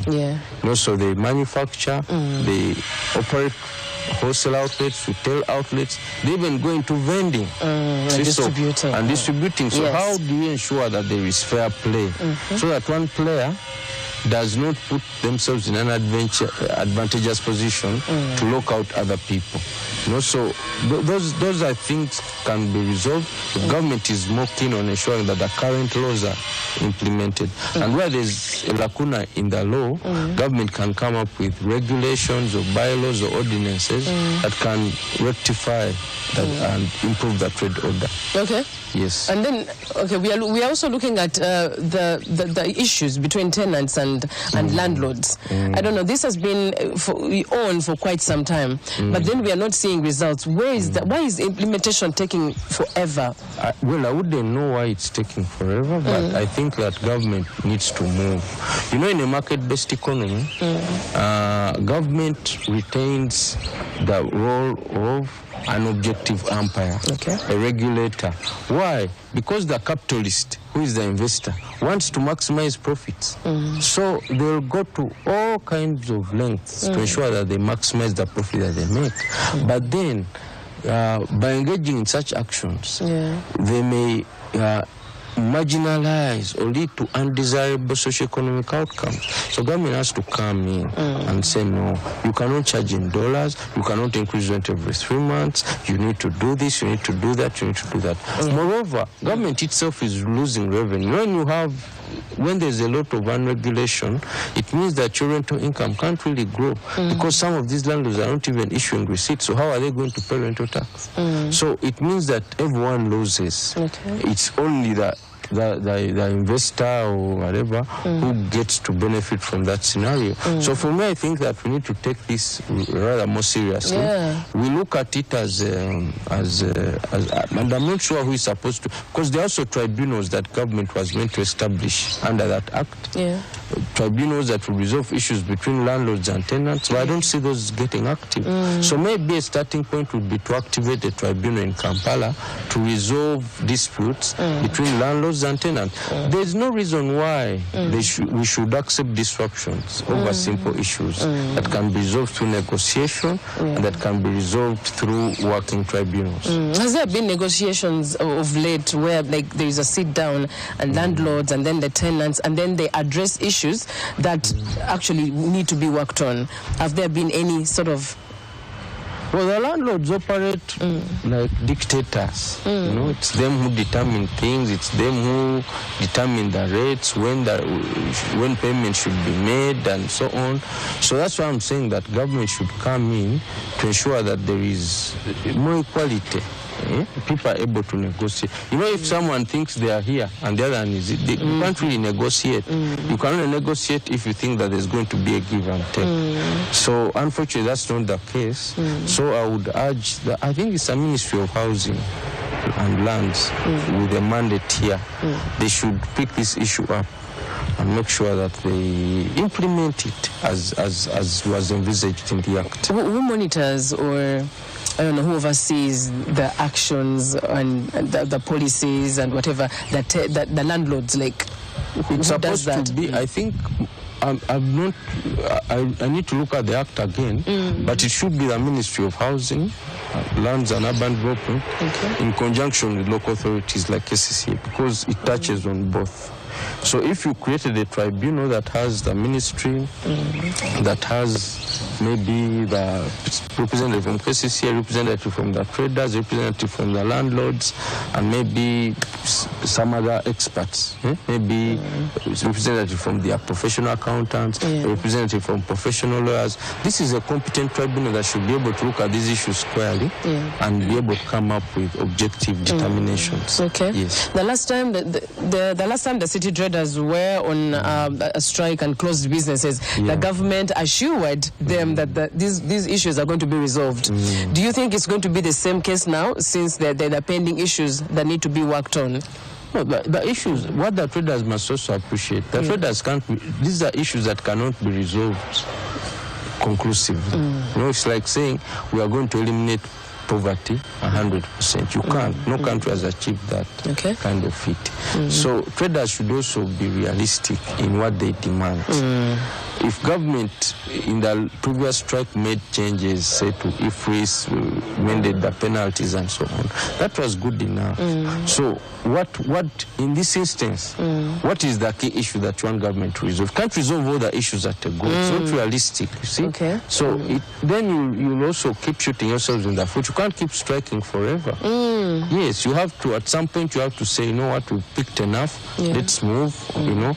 And also, my advice to them is that you can't use one strategy only. You can't have a strategy of strike. And closing down businesses. Should be a last resort tactic. In the meantime, you should have engaged, followed up, engaged in, you know, awareness actions, called public officials to book, you know, so that the strike is the last option when all these other ways have failed. But what I also see is a certain level of contradiction among the traders. You know, you have so many factions. Sometimes they concentrate on fighting each other than agreeing on a common position. See, so these are all issues. So whereas we are saying government needs to do certain things, the traders also need to introspect and see what can be changed in the way they are doing things, what can be changed in the way that they lobby. They are not united. And if you're not united, people can take advantage of you. These landlords are taking advantage of you because you're disunited, and they are sure that because you're disunited, you can't agree on a common position. You know, so I would urge them to also look at how to strengthen their internal mechanism. It's not just an issue of government not doing things, but even you. What are those things that you can do for yourselves through being more united? Now, I believe you've said that the government cannot resolve everything at once. Now, are there things, ebitandikirwako government byekoledde abasuubuzi nga list embeera simbi nnyo ffe nga bwe tukiraba. Luli bantu baffe bano bwe bagenda mu strike waliwo ensonga ez'omuggundu. Ekisooka URA yali ekwesanya eryanyi ku nsonga ya IFRIS nga tesomesezza abantu. Ekyokubiri nga penalties teziri realistic. Tosobola ga oli wakola mistake ku invoice omukyajinga miliyoni 6. So eyo ensonga ne tugiwakanya era ne tuyimirira wamu n'abasuubuzi ne tugamba gavumenti ensonga zino muzitunuulire. Era president n'alabika nti ensonga ezo yagamba URA ekendeeza era n'ekendeeza. Katulina ensonga ya landlords kuba kati ndaba yeringa ensonga esinga obukulu. Tuba landlords abamu bakyakyajinga mu dollars ate etteeka terikkiriza.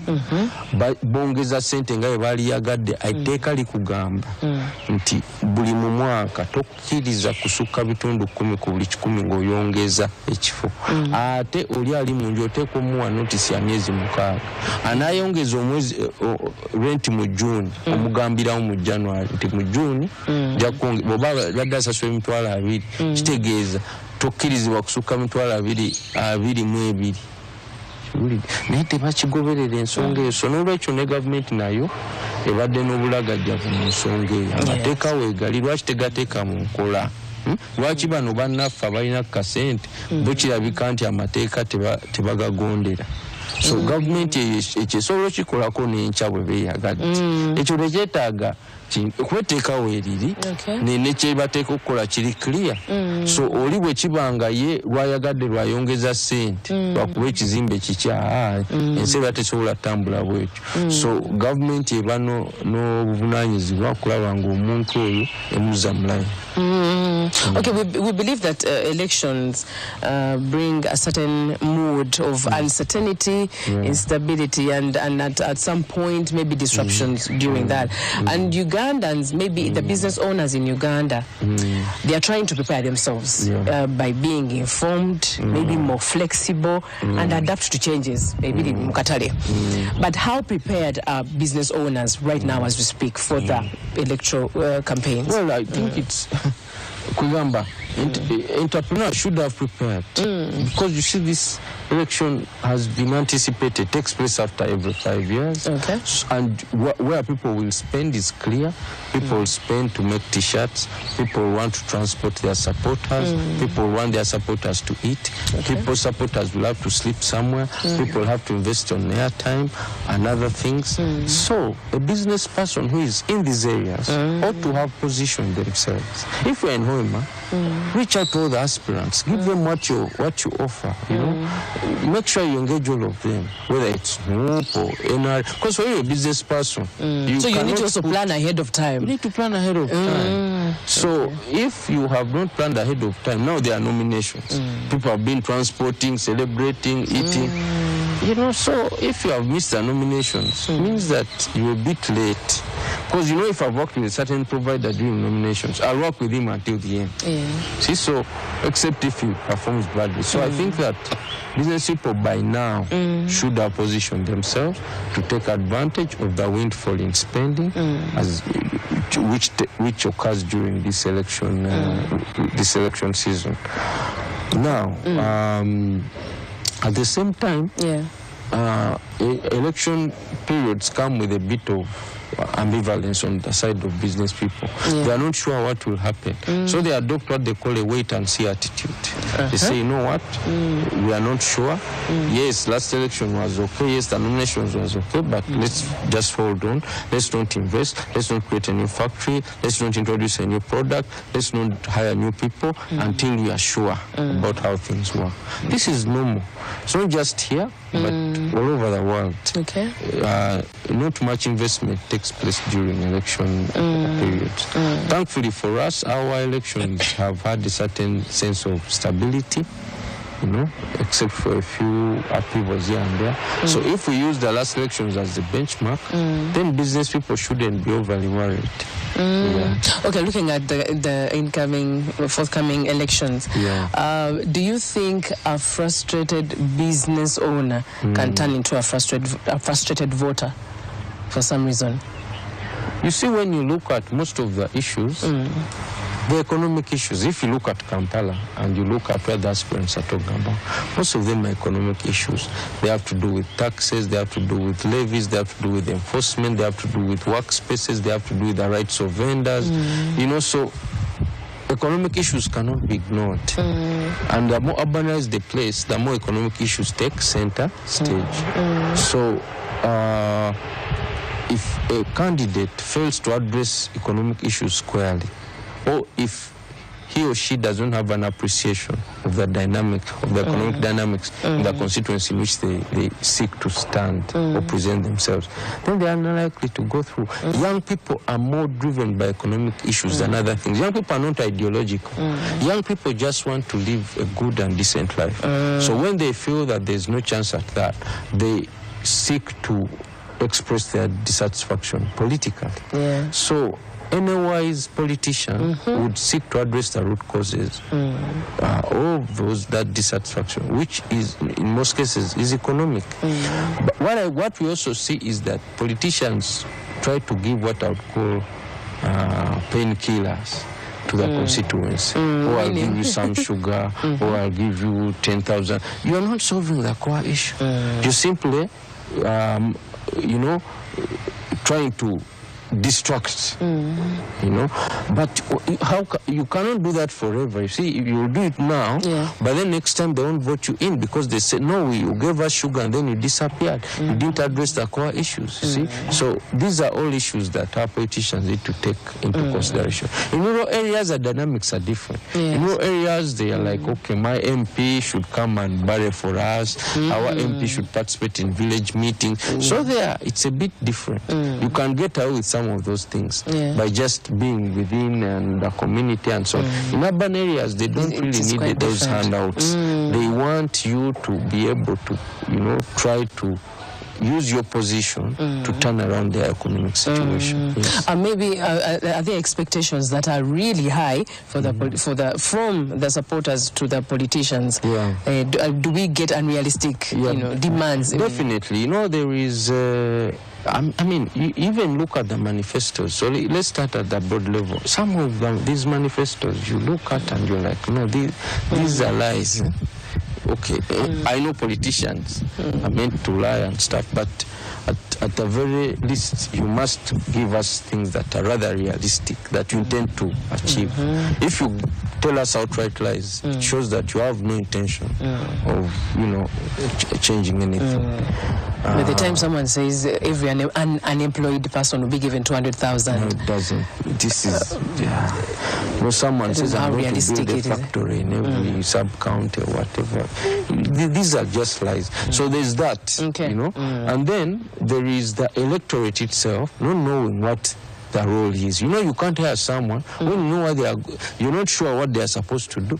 So you want to hire an MP, but you think it's the MP's role to repair the road. But the MP has no budget for such.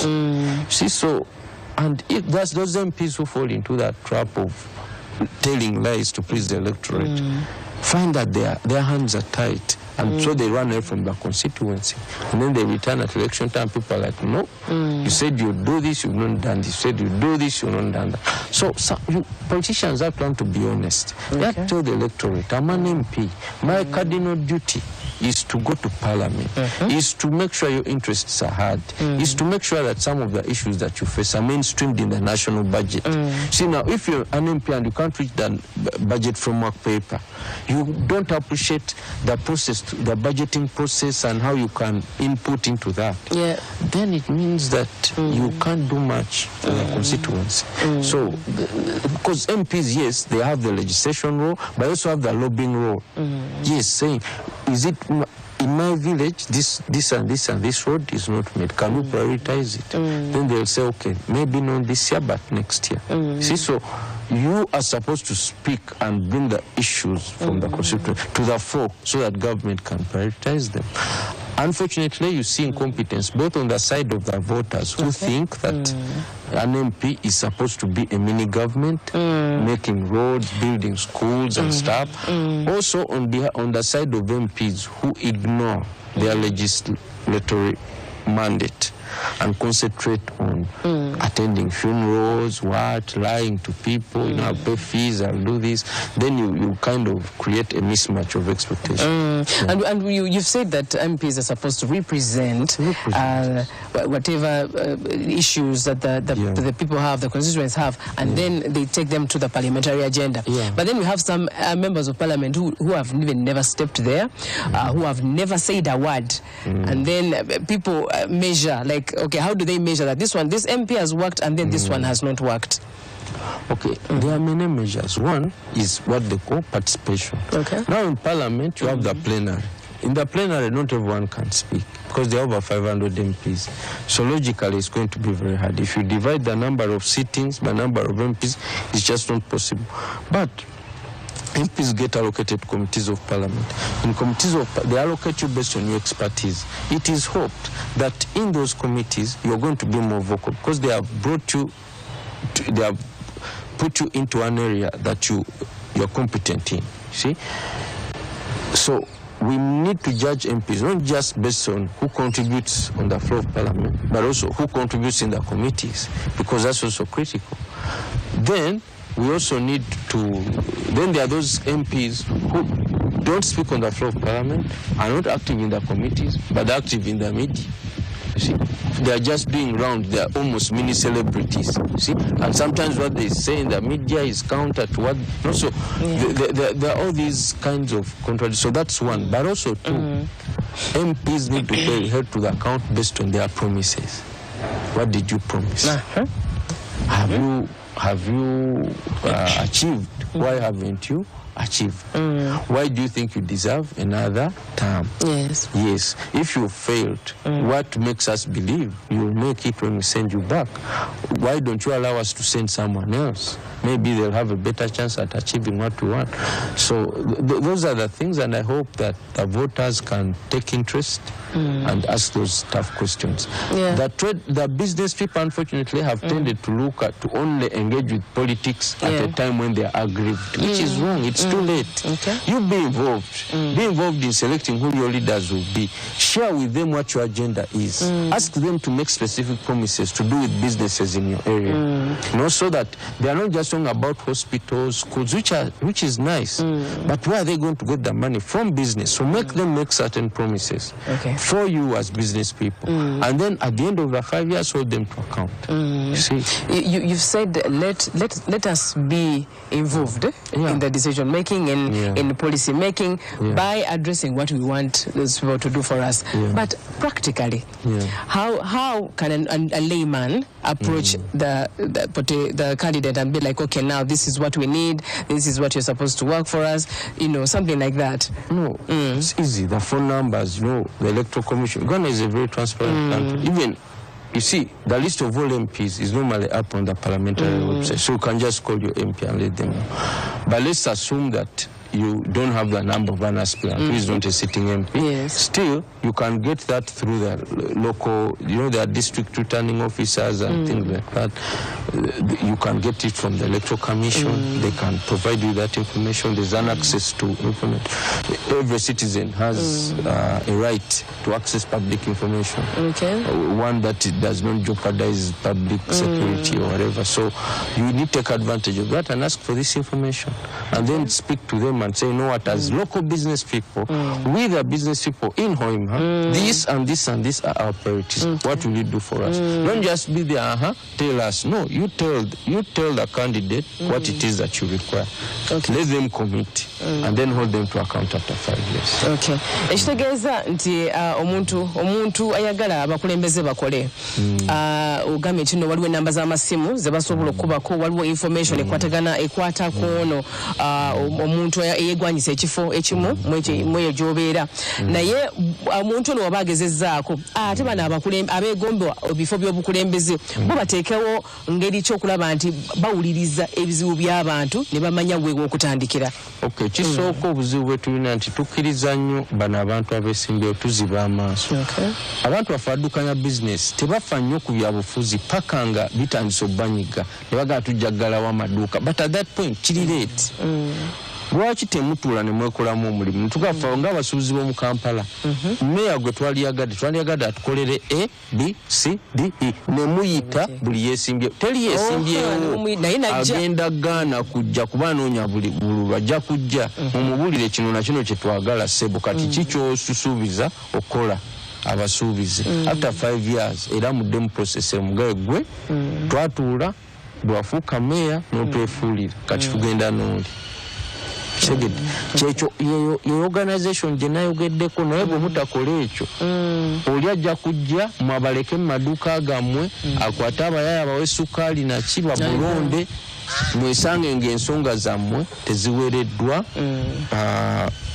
tezisosowozeddwa kulaba nti zikolwako. So twekolemu omulimu. Enamba z'aba MP ziri ku website. Omukubira kitegeeza ne bumala omulondo bosobola omukubira essimu n'omubuuza kino nga kino tekyaliwo. Ne mu palamenti mwennyini omuntu okkirizibwa ogendayo balina kye bayita public gallery osobola ogendayo n'olaba MP bateesa batya owanga ayogera lwaki tayogera. You see, so tuteekwa okuba proactive. So as we are winding up in just a couple of seconds, Gwenga Omukulembeze, the Executive Director, Federation for Small and Medium Enterprises, have you had meetings with parliamentary representatives to lay out the issues facing different traders? The Federation every year produces what they call the SME agenda. It summarizes the key issues that we consider to be important. The Federation, yes, we are at national level, we also have members and structures at those local levels. The issues that find themselves in that agenda are of a national character. So for instance, we can't start as a federation. Our local representatives can engage the mayor who is standing in Jinja on their issues. For us at national level, we engage nationally. We engage the ministries, we engage parliament through the committees to say this law must be changed. This law is not working. Here there's a gap. See, so that's how we are engaging to ensure that our issues are mainstreamed in policy.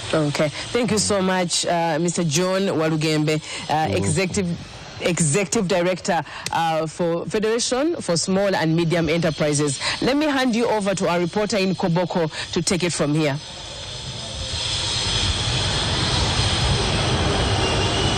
Giving us the update and of course the conversations away from the conversations in office.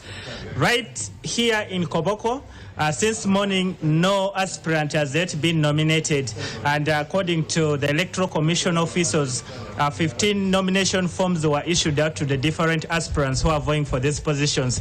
And as I speak right now, one of the candidates has just arrived here, or one of the aspirants has just arrived here for her nominations. I want to find out from her. I've seen her running up and down what could be happening, and maybe what does she have for the people of Koboko. Good morning. Good morning. Good morning, Rasul. Good morning, viewers. Good morning, Uganda. Good morning, Koboko. This is Honorable Helen Achan Amule, standing on the PFF ticket. A vote for PFF in Koboko is a vote for dignity, is a vote to liberate us from the chains that we are all in as a country, Uganda. Maybe I saw you running up and down. What is not happening? You have just arrived and it seems some things are not right. What is happening with the nominations here? Everything is set. Everything is right. We are well prepared. It is just one of the seconders is still on the way. As we know, the roads in Koboko are very bad. So he got stuck somewhere. The only very good road is from Arua to Sudan. The rest of the connecting roads are not good. So we are living the realities. My people are living the realities of deprivation. And he will be here soon. Okay. Within minutes, I know we will be nominated. Okay. Yes. From which party? PFF. Oh. People's Front for Freedom. Hello! Thank you very much. Helen happens to be one of the aspirants who is running for the woman MP race. And yesterday, 2 candidates were nominated. If she happens to be nominated successful today, she will be the 3rd candidate who will be nominated for the woman MP race. And of course, we shall keep giving you time-to-time update as far as this particular nomination exercise across the country is concerned. For now, allow me to let you to my colleague in the studio to continue with the normal programming, as we shall also be bumping in the subsequent periods to give you the updates across the country. Back to you in the studio, if you can hear me right here in Koboko Municipality.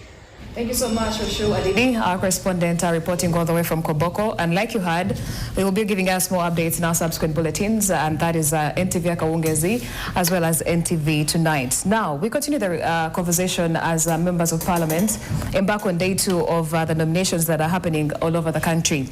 Now we're checking the relations between parliaments and the local governments. And helping me to understand this conversation better is Derek Tumsime, a legal counsel, Center for Electoral Justice and Research. Thank you for joining us. You're welcome. And to my very extreme left is Ibrahim Freeman Mwagalawa. Mwagarwa, I beg your pardon, yes. Is the NRM candidate for the LC for Entebbe Division A. Thank you so much for joining us this morning. Thank you. I wish our viewers a beautiful day. I want to also say hello to our people watching, and especially the people that bring me here all the way from Entebbe. I greet you. As a candidate for the NRM LC for Entebbe Division A, how has it been for municipality. You? LC4 is Entebbe municipality. Okay, how has it been for you this entire electoral process? Yeah, it has been tense, moving from primaries, party structures, up to now. It has been quite tense, but we thank God we are moving on swiftly. I can say that unlike the previous elections, this time round we have been having a peaceful election. Elections have been peaceful, even the campaigns. You can see that the campaigns that already started, the ones for the presidential elections, at least they have been quite peaceful if you compare to the previous election of 2021. So basically we have been having a peaceful election, electoral process, and I'm seeing that we shall get there when there is no scuffle or bloodshed or anything.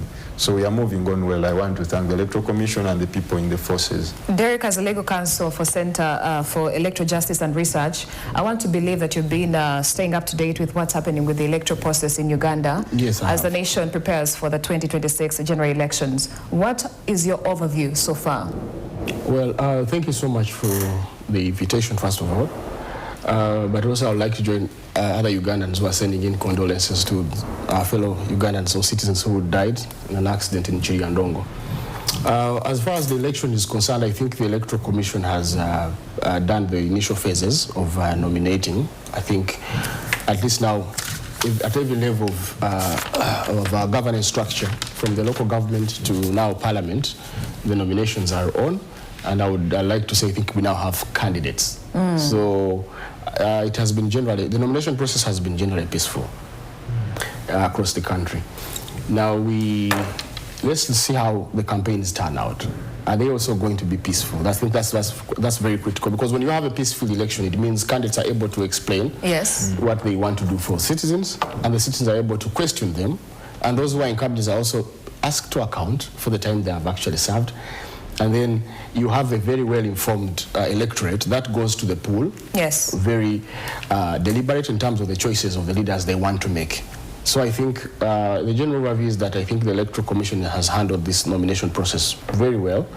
Of course, there are going to be complaints now in terms of qualifications, whether people have actually submitted the right documents. Documentation, Not just right documents, but also valid documents.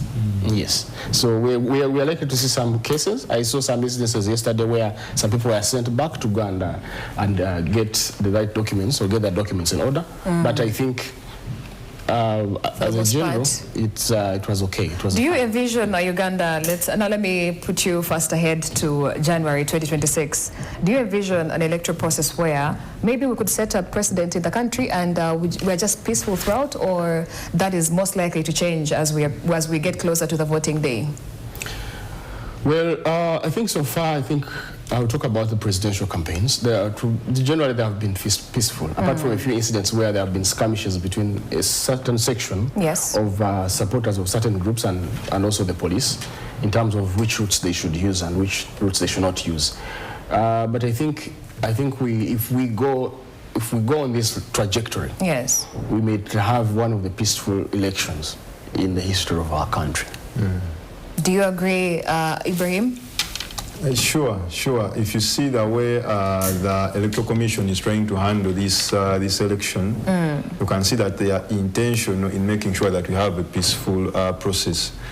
We have had a number of cases where they have called the party representatives to see and agree on how the process should move, and also agree on some of the discussions that are happening, because I remember there was a complaint of the security forces. The NUP had an issue of the traffic policemen inclining themselves to only looking their cameras at the NUP side, and the Electoral Commission was like, okay, you people come, let us sit on the round table and agree.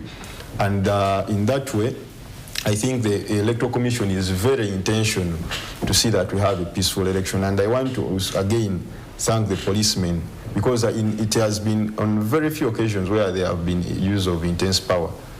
If you can compare the previous election, one of the presidential candidates was arrested immediately after nomination.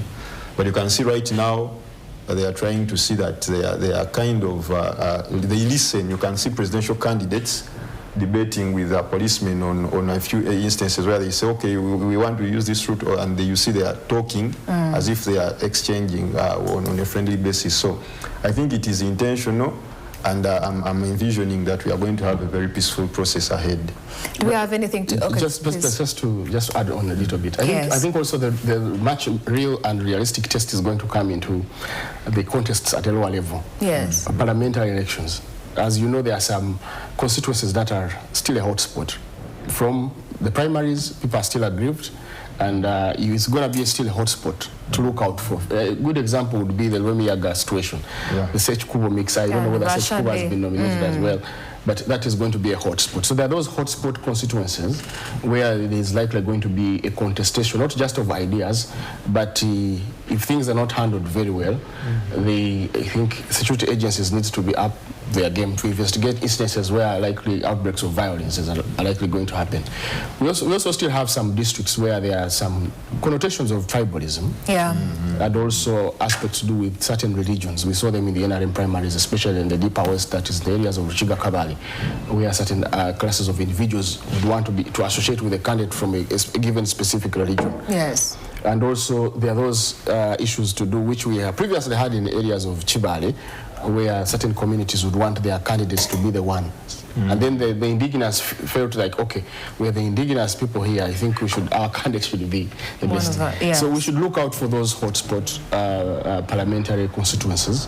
But I am hopeful that if we copy the level of discipline that has been exhibited and restrained by supporters at the presidential level, we could actually this could go into history as a much calmer and peaceful election process. You talked about the issue of Russia Day and Sech Kubo, yes.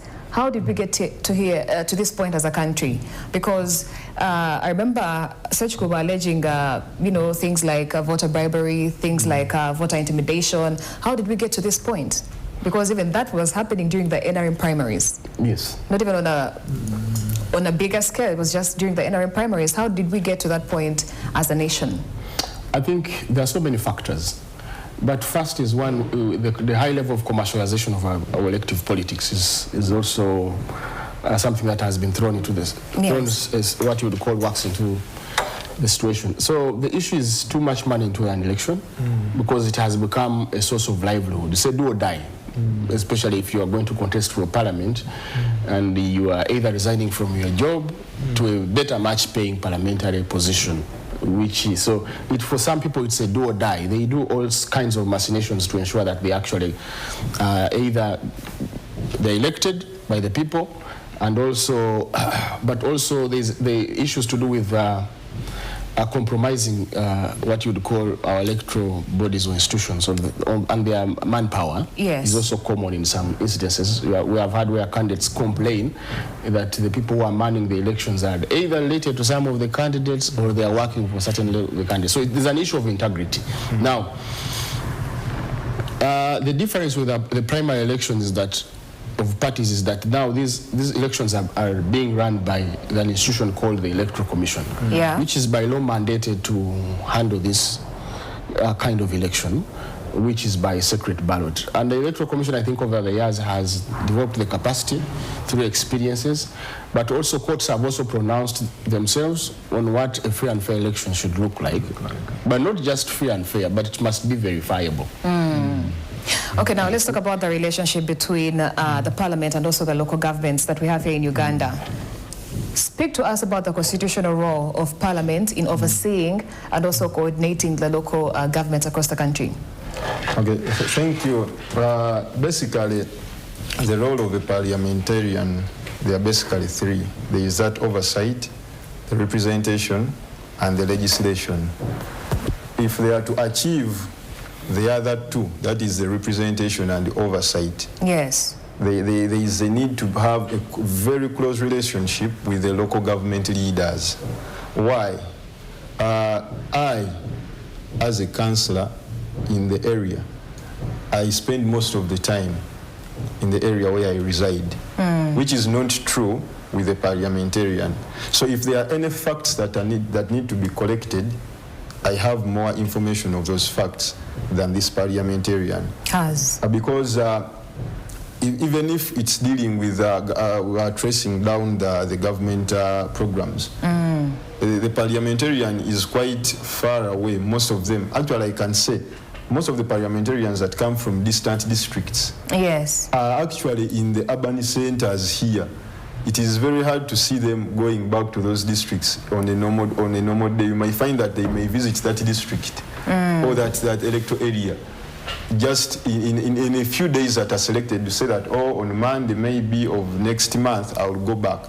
But this councillor, this chairperson is always there 24/7. Now, if this parliamentarian is to execute their duties fully, there need to be a close relationship with these councillors. Even now, I'm seeing most of the parliamentarians engaging their flag bearers in the constituencies. Why? They want to get information from them, because it is very essential if they are to carry anything. That is representation. You cannot represent what you don't know. If you are to represent anything, you need to represent things that you know. And where do you get them? From the local leaders. And if you are not in touch with them, chances are that you may not go back to that position because you are out of touch with the community that you are supposed to be representing. Let's talk about the allocation of resources to local governments in Uganda. How is Parliament influencing that? Okay, allocation of resources. You see, all local governments get a specific given fund from a government through the Ministry of Local Government. For example, in where I am. Are these funds reaching base? Are they touching ground? Yeah, from the incumbent or from the position I am, we usually get what we call the DDEG fund from the local government. But now, the challenge is that the involvement of parliamentarians to continue to lobby an increment. I'm not aware of how they proportion the amount to give to which sub-county or which local government. But it is there. There is a fund that comes, because the local governments get money through revenue they collect. Trading licenses, these tenders, that is how they collect that money. But there is also a fund that comes from the central government. There is a condition and the one that is unconditional. Those funds come direct from the central government. But you see why most of the local government leaders end up wanting to go to parliament is because these parliamentarians tend to forget that what they are doing is supposed to be effected in the areas which have local leaders in existence. From the grassroots, yes. Now somehow they may want to act out of touch and be somewhere in some parliament somewhere, forgetting that we have leaders down on ground who are supposed to be executing those duties. For them, That is where we go wrong. But in most cases, if we finally get to those things done, then probably work would be smooth, and probably we would have a better working condition with the parliamentarians and the local people. Mr. Tomusim, I want to pick your mind on that. Let's move away from the theory to practical. Do you believe these funds allocated to the local governments in Uganda are actually reaching the right beneficiaries? Well, I'll approach this question in two ways. One, I think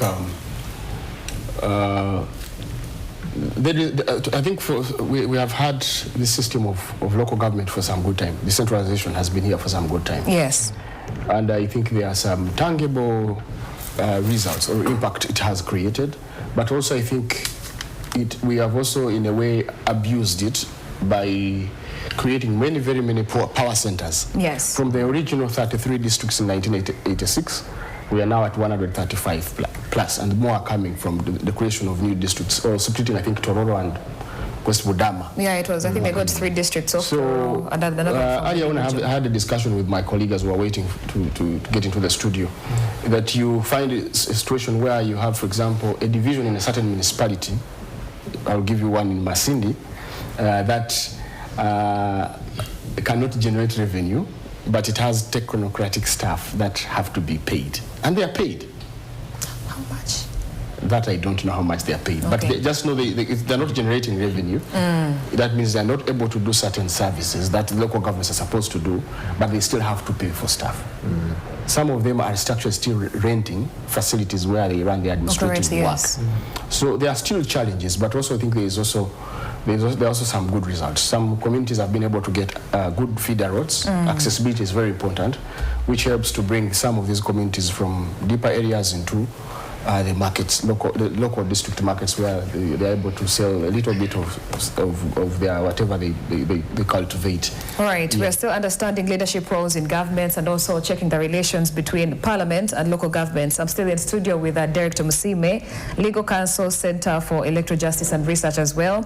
I'm joined by also Ibrahim Freeman, the interim candidate, LC for NTV Municipality. And also joining me now is Mosh Sendi, African, the National Unity Platform candidate, and the Lord Councillor Makinde. Thank you so much for joining us. You're welcome. Arrived in style. I know. And that's how we be. And now we're going to put you on the spot. Are the local governments receiving enough money? And also, if they are receiving that much money, how is it reaching the right beneficiaries? Okay, thank you so much. First of all, greetings to everyone, and my apologies for getting in late. We had a function at the party headquarters for the elected MPs. Yes. But good enough, I'm here already. Thankfully. And I found you discussing something that I'm really passionate about, that is local government. Now, about funding and how local government is treated here in Uganda, first of all, I will say local government is treated very unfairly. Because if you look at Parliament and then local government this side, Parliament is the top budgeting organ of the nation. Yes. But local government is where all the services are expected to come from. And it is the most poorly funded organ. I can say, let me give you an example of Machinde, where I come from. Yes. We are one of the divisions that collect most revenue in Kampala. But when you look at, let me talk about drainages. When you look at all the drainage channels, including the primary ones, the Nachivo channel that goes through the likes of Wabigalo and Chiburi and some ghetto called Kasamvu. Then you look at the Kansanga channel. We've been crying over those channels because every time it rains, that rain ends up in people's buildings. But every time we do ask for money, that is from Parliament, the top budgeting organ, there is always one song: there is no money, no money, no money, no money. Yet when you look at the funding of Parliament, whatever they do get whatever they need. If parliamentarians want to go maybe abroad to go discuss something, they can transport like over 50 of them. If in Parliament they want to pass some controversial bill, you hear money being exchanged, 100 million, 200 million and the like. But when you get to local government, where the service gets to the people, having served as a councillor for now 4 years, I know exactly what we go through. Every problem goes to the local council leaders, from LC1 down, LC2, LC3, LC5, every single community problem. Sometimes I do wonder if they made a pilot project of, for once, getting all the money that is given to Parliament and they give it to local government for just 1 year like this. Every Ugandan would see a change, a tangible change, because of the things we really do tackle. Let me also give you an example of KCCA health centers. There is one in Kisugu, the only one in Machinde East, where I represent. But trust me, if we take a tour right now, a random one, and we go to Kisugu, get to find out the services they offer, you're going to cry. You're going to cry because the money in the budget is always to cater for the few staff that is available, maybe the medical attendants. You're going to find there is no surgeon, there is no fully-fledged medical doctor, there is only like nurses and junior doctors attending to a community of very, very many people. So there needs to be drastic changes in the governance of this country, especially in regards to what local government gets. In fact, if you want to uplift the economy and then get the services directly to the people that need them, local government should be the epicenter of everything. Every time Parliament sits, the first thing they should discuss is local government, because that's where the services are. Parliament is not going to construct roads. Parliament is not going to construct hospitals. It's just going to allocate money. I'll give you another example of the MPs. Let me give you an example of Kampala, where I represent. MPs are supposed to attend council sessions. Yes. But trust me, for the past 4 years, I've only seen 2 of them attend, and just once like this. And my question is, how do they get to know? How do they get to know what we need? There are also we also need to have sessions whereby if you're dealing with a government with the budgeting of maybe the budget committee is handling local government. Let me say, for example, KCCA. Call some leaders from KCCA, let them attend those sessions, and they tell you exactly what's happening. You can't. We take a budget of, let's say, 1 trillion to Parliament. When it comes back, we find 352 billion going to cater for Kampala, which is the cash cow of Uganda, because over 70% of the money that comes from the money collected in Uganda revenue comes from Kampala. And look at the roads, look at the drainages, look at the garbage collection crisis up to now. From that deadly Chitezi saga, up to now we still do not have a recycling plant. We still do not have land where we're going to dump all that garbage. So there's a very big statement that there's a big gap between the parliament and the local government. Yes, a very big one, and I don't think it is even, it's not even funny. We are supposed to have it as a priority if we need to get services down to the people that need the services. Let's talk about the legislative framework that governs the interaction between Parliament and also the local governments here in Uganda. Do you think there could be a better way, or maybe a better design, or maybe amendments that could bridge that gap between Parliament and the local governments? I'll start with you, Mr. Tumsime. Yes, I think there is due to be reform and to rethink this approach of decentralization that we have. As I'll call him Mr. Mosh has told you, that they generate more revenue than other local governments in the country, but when they get back the money, it is less than what actually they generate. So they are not able to do certain services they're supposed to do for their people or electorates. Yeah. So and that's the debate I was having with my colleague earlier on, that I think we need to rethink the formula in which revenues generated at a local level are shared. So we are having a scenario where government is now, all money is pushed into a consolidated fund, generated at that level. But then, in an attempt to distribute it, they use what they say, okay, we want also other local governments to develop. But those local governments are not developing in terms of, maybe what is happening is that, okay, they're having new roads, they're having new equipment to do the roads and all these things. They're also employing new staff, putting in it, but they are not developing in terms of economic opportunities for the people there, so that they're able to generate enough revenue which sustains these local governments. So I think there is need to reform in the way, first of all, these local governments generate the revenue, but also there should be, in my view, there should be targets that you see, if I'm residing in Kampala and I am paying some property tax rates to KCCA, I am paying user fees, licenses on a number of things. I expect services from KCCA or Kampala Capital City, which is the city council here. I expect services. You're not going to tell me I have to wait for central government to remit money, but that is your role as a local government. Now, the money is not there. It is collected and sent into the consolidated fund, and then you are the master of the consolidated of the Ministry of Finance and local government on how much they are going to give you.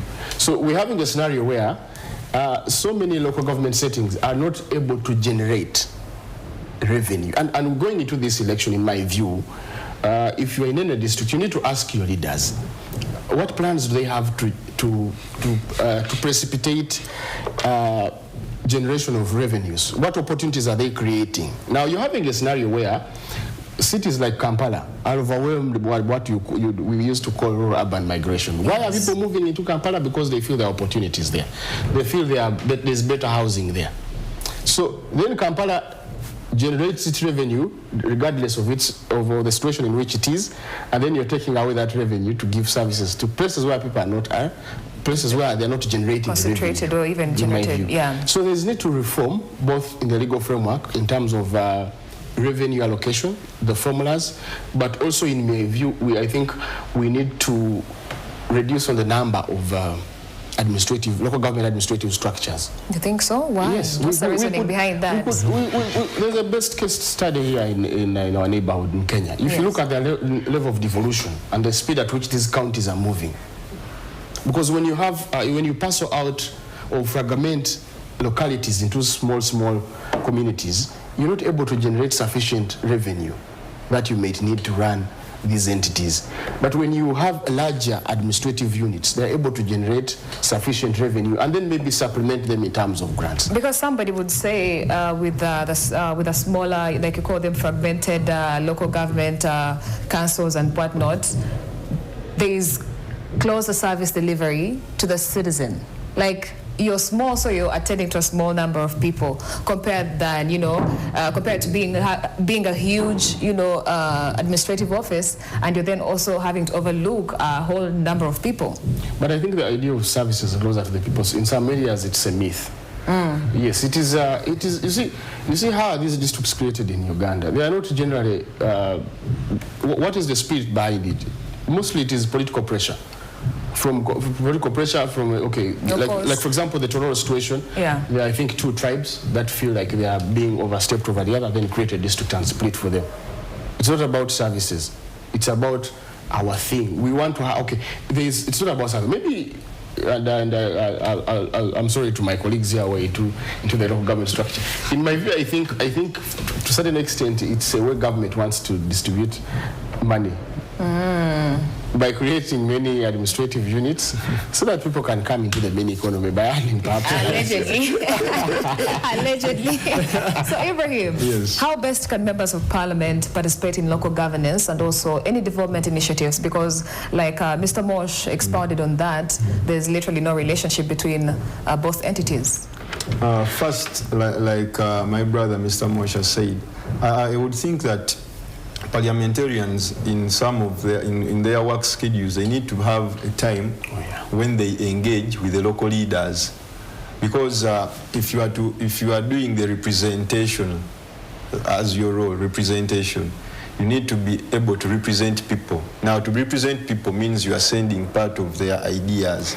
Now, you cannot be sending my ideas when you do not know them. How do you get them? I think one of the key reasons is that these parliamentarians need to be, first of all, get time, engage with the local leaders, such that you first get some of their priorities, such that you know, like my brother said, there is a trench that is flooding, this and that. Now, the parliamentarian may not be the person that is going to come and construct this trench, but he may be in a position to lobby, and probably the network that he has to lobby such that in one or the other there is a grant that is allocated.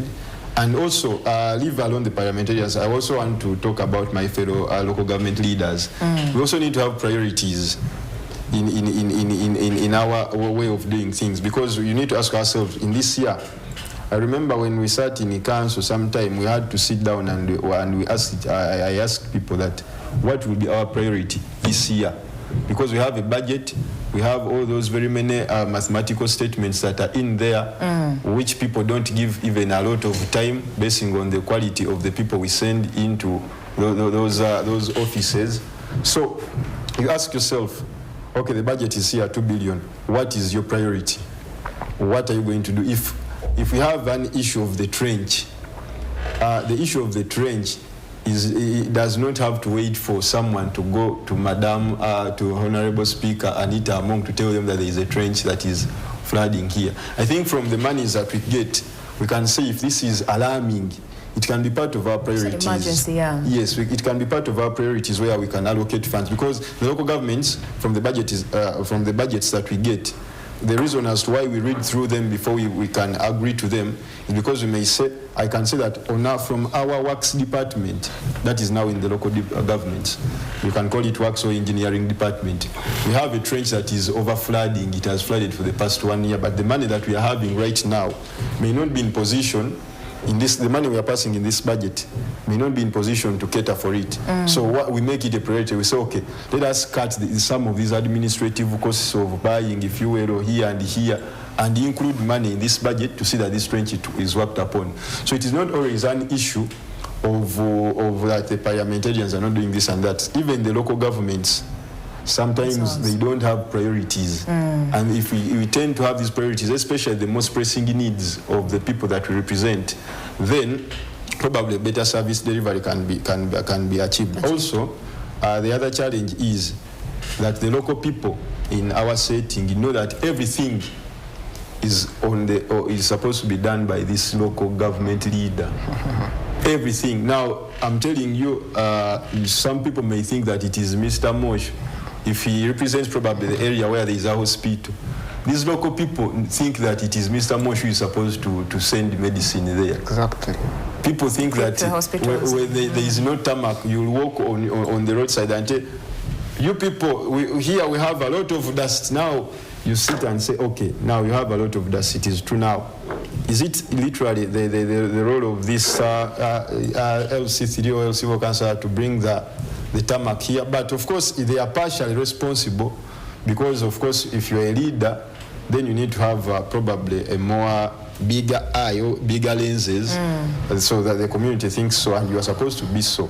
But what am I saying is that local governments need to have priorities of the most pressing needs of their people, and they start fixing those that are in their capacity to fix before they look at the bigger picture. Because now my brother talked about the funding.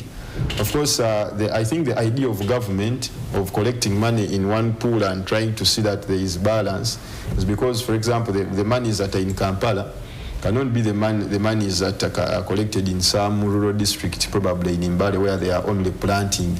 Because revenue is collected from trading licenses, property rates, tenders. Now, what about a district or sub-county that is farming? You are not going to license maize and this. So the idea, I think the idea is good, but now maybe the allocation is where the parliamentarians need to help us. So, Mr. Mosh, from your submission, it is clear that the parliament is detached from the local government. Very much. So who is holding the local government officials accountable for service delivery? Or is everybody just doing what they want to do? Because there's nobody to hold you accountable. Thank you so much. Like I said before, if it was an army during war, we are the people at the front line. We are the people that face everything. Like he said, we are the people that face everything from somebody who woke up with a toothache to somebody who has a wife who's about to give birth to the drainages situation, the roads, and all that. We are on the front line. Us being on the front line, we receive the biggest number of complaints. We get all the messages. That's why I said earlier on that Parliament really needs to put up sessions where they invite local government leaders to go face to face with them and tell them exactly what's on the ground. So there is something that is talked about a lot, especially during political season, that ground, who's on ground, ground. What they call ground is somebody who gets those phone calls. Even when I was just getting in here, I received a phone call of somebody who wants to go bury the mother somewhere up country, but that is besides the point. I'm trying to show you the magnitude of the problem. I'm at LC5 district level, but we do have people at LC3. If I at LC5 get such problems non-stop and get all those complaints, think about somebody representing people at LC3 level or at LC1 level, people like the chairman where somebody can go knock every second that we have this problem. Now, who holds local government accountable?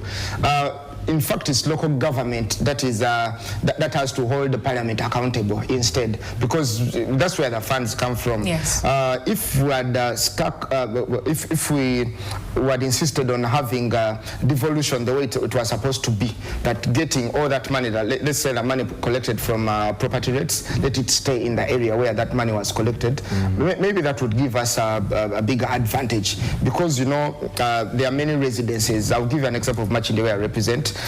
We do have lots of people from different nations. They do come with some good money. They are putting up apartments, putting up shopping centers and the like. All those buildings and construction sites, everywhere you go, just know there is revenue being collected. But where does that money end up? in the main source, Ministry of Finance. How do you get it back? You have to wait for the budget cycle, which budget cycle is largely when they move from parish committees, then to local government, local LC3, and then come to LC5. In fact, we even call them wishes. We do have wishes. We're like, we wish to have a recycling plant here. We wish to have a seed school here. We wish to have this here. But at the end of the day, when you take back the budget, there is Parliament to decide how much to give you minus any single consultations. So Parliament, I repeat, I'm going to sing that word, Parliament. You talked about it rightly, that's why you found many people in local government vying for parliamentary seats. They're like, okay, let's go where the money is. I'll give you an example of the crisis we had a little while back in Kampala, where casual laborers, those that sweep, that keep the capital city clean, they were demanding money for over 6 months, and they were being given promises and promises and promises. Ask me how much they earn per month. 120,000 shillings. And off that money, they have to cut off NSSF, then other taxes, but they are the people that are meant to keep our capital city, the eye of the country, clean. They were demanding money for over 6 months. They had engagements with Lord Mayor and the like, so we thought everything was being worked on. On one day we woke up, we had a council session. It even had nothing to do with casual laborers on that day. We had a council session and we found over 1,000 of them in the parking lot of KCCA. Very old ladies, some were injured, others had come with their children, demanding for payment. When I went personally to talk to them, I was like, what's the problem? Like, you guys go and sit in your councils, eat your sausages and take tea, and you don't mind, you don't mind about us. Then I was like, what do you think we should do right now? They were like, we are ready for anything today, but we are not leaving this place.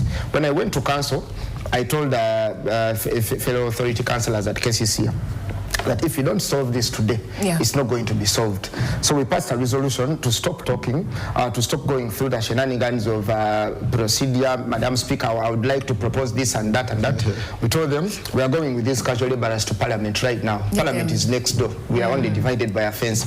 And when we walked out, we straight away went with them to Parliament, up to the parliamentary gates.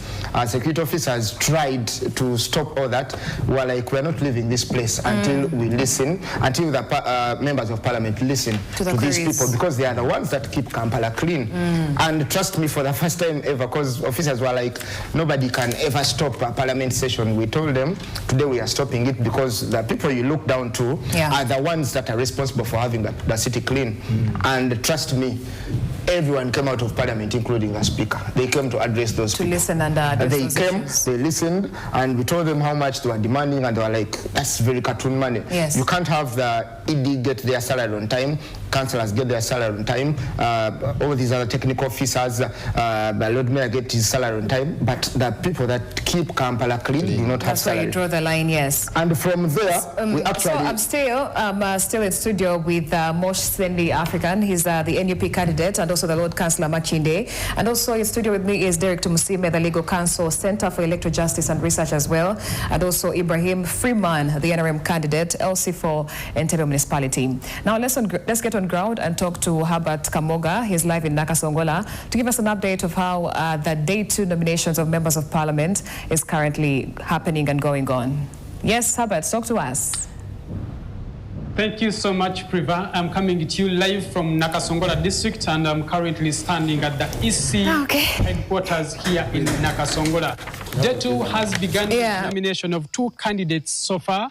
The NRM candidate for Budiebo County, who is none other than Sebuga Chimeze Bernardo, has been duly nominated to contest for that position in Budiebo County. And the second person to be nominated today is Stephen Tiberondwa Bujingo, who is vying for the MP seat for Nakasongola County, and he has just been nominated just now. This brings the number of those who have been nominated so far to 16 people.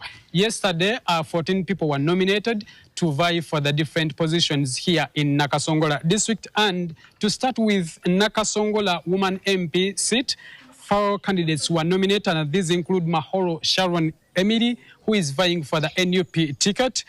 Sarah Nakate is an independent candidate. Ndiraba Editor is an independent candidate. Zawede Victorious is a candidate for the NRM who was nominated yesterday. For Budiabo County, four people were nominated yesterday, and these include Buyinza Daniel, he's an independent candidate. Chiza Adrian is an NUP candidate. Mwesige George Bukenya is an independent candidate. Sechanzi Bernard Chiria, the incumbent, is now vying as an independent candidate after losing the flag during the NRM primaries. Now for Nakasongola County, Cheune Ivan was nominated yesterday on NUP ticket. Sekakoni Joel Basamira is an independent candidate. Sekayingo Robert is an independent candidate. And then Serwada Julius is an independent candidate. And Waswa Stevenson, who is also an independent candidate who was nominated yesterday. So with me, I want to speak to Stephen Tiberondwa Bojingo, who is the NRM candidate for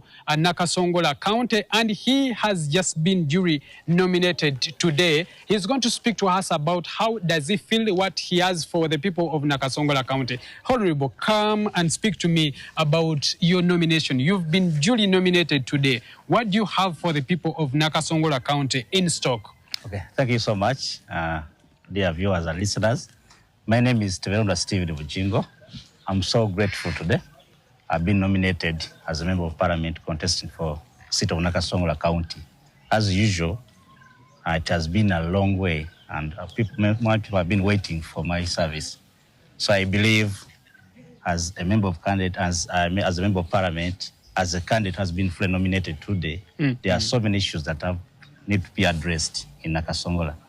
Most of our people are landless, and that issue has not been handled well by most of the leaders in Nakasongola. Land is a very contagious issue here. Yes. And one of the reasons is because there are absent landlords here. Mm-hmm. How do you intend to solve this problem? What plans do you have? My biggest issue is to first look for the absent landlords.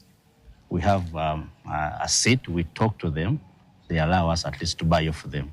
And the government is much willing to pay off the landlords, and then our people will have where to sit. Mm-hmm. So most of our leaders here have not been unifying the landlords and the Wanja holders together to make a solution for the district. How do you think Parliament can intervene in this matter and maybe your legislate to bring, see how to solve this? Because it's and in most districts, these things have been happening.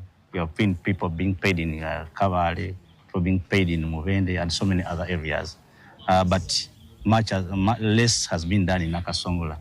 And the members of parliament and the government is willing to support this issue. Mm-hmm. So most of our issues that need homestead income, most of our people you see in our area, they don't have what they can earn.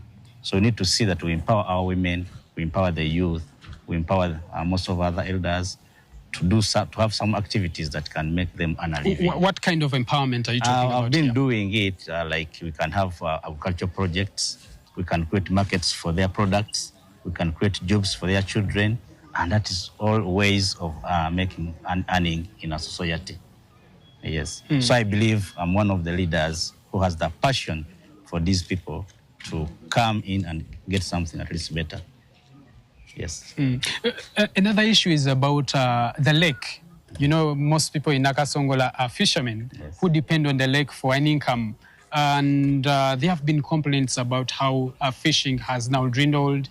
The activities are affected somehow, somewhere by the UPDF presence. How do you intend to make sure that the people regain trust in their main economic activity, which they know for years? I think the issue of the lake is not so complex. It has been a mismanagement between the local leaders, the members of parliament, and then the so-called army on the lake. You know, we need to create a situation where the original people from the lake takes over control and leadership of the lake. You know, in our culture, you cannot eat a young calf. We eat the old cows. Mm-hmm. So we need to teach our people to at least to save the young fish and they eat the older fish. Mm-hmm. So we shall combine an effort with stakeholders. We sensitize the community. You know, we shouldn't blame army so much because these are workers. It should blame the leadership within the society. So we need to sit on a table. We create solution for the lake, and I believe all people will be happy in our leadership. The NRM slogan for this term, 2026 to 2031, is protecting the gains as we make a qualitative leap into the middle high income status. Definitely. What gains are we protecting from Nakasongola, if you can mention some of them? One is peace. Everyone, you can move from morning to night and no one will touch you. You see, security and peace is the most important thing. So they have been provided security. We can move, we can do all activities as we want. That's the number strong gain. Then I think we need to also, we've found so many other factories and other more jobs in our area. So we need to attract more investors. Oh, you're talking about the Rural Industries? Rural Industries. You may find almost Rural now is an industrial hub. For most of the people in the area. During there was a cabinet meeting which proposed Nakasongola to be an industrial city, though that was pushed to 2031. But how do you think then Nakasongola being given an industrial city status will uplift the status of the people in this area? That is what we have been yearning. You see, Nakasongola is the heart of Uganda. It is the central point in Uganda. North, east, west, it is the middle point.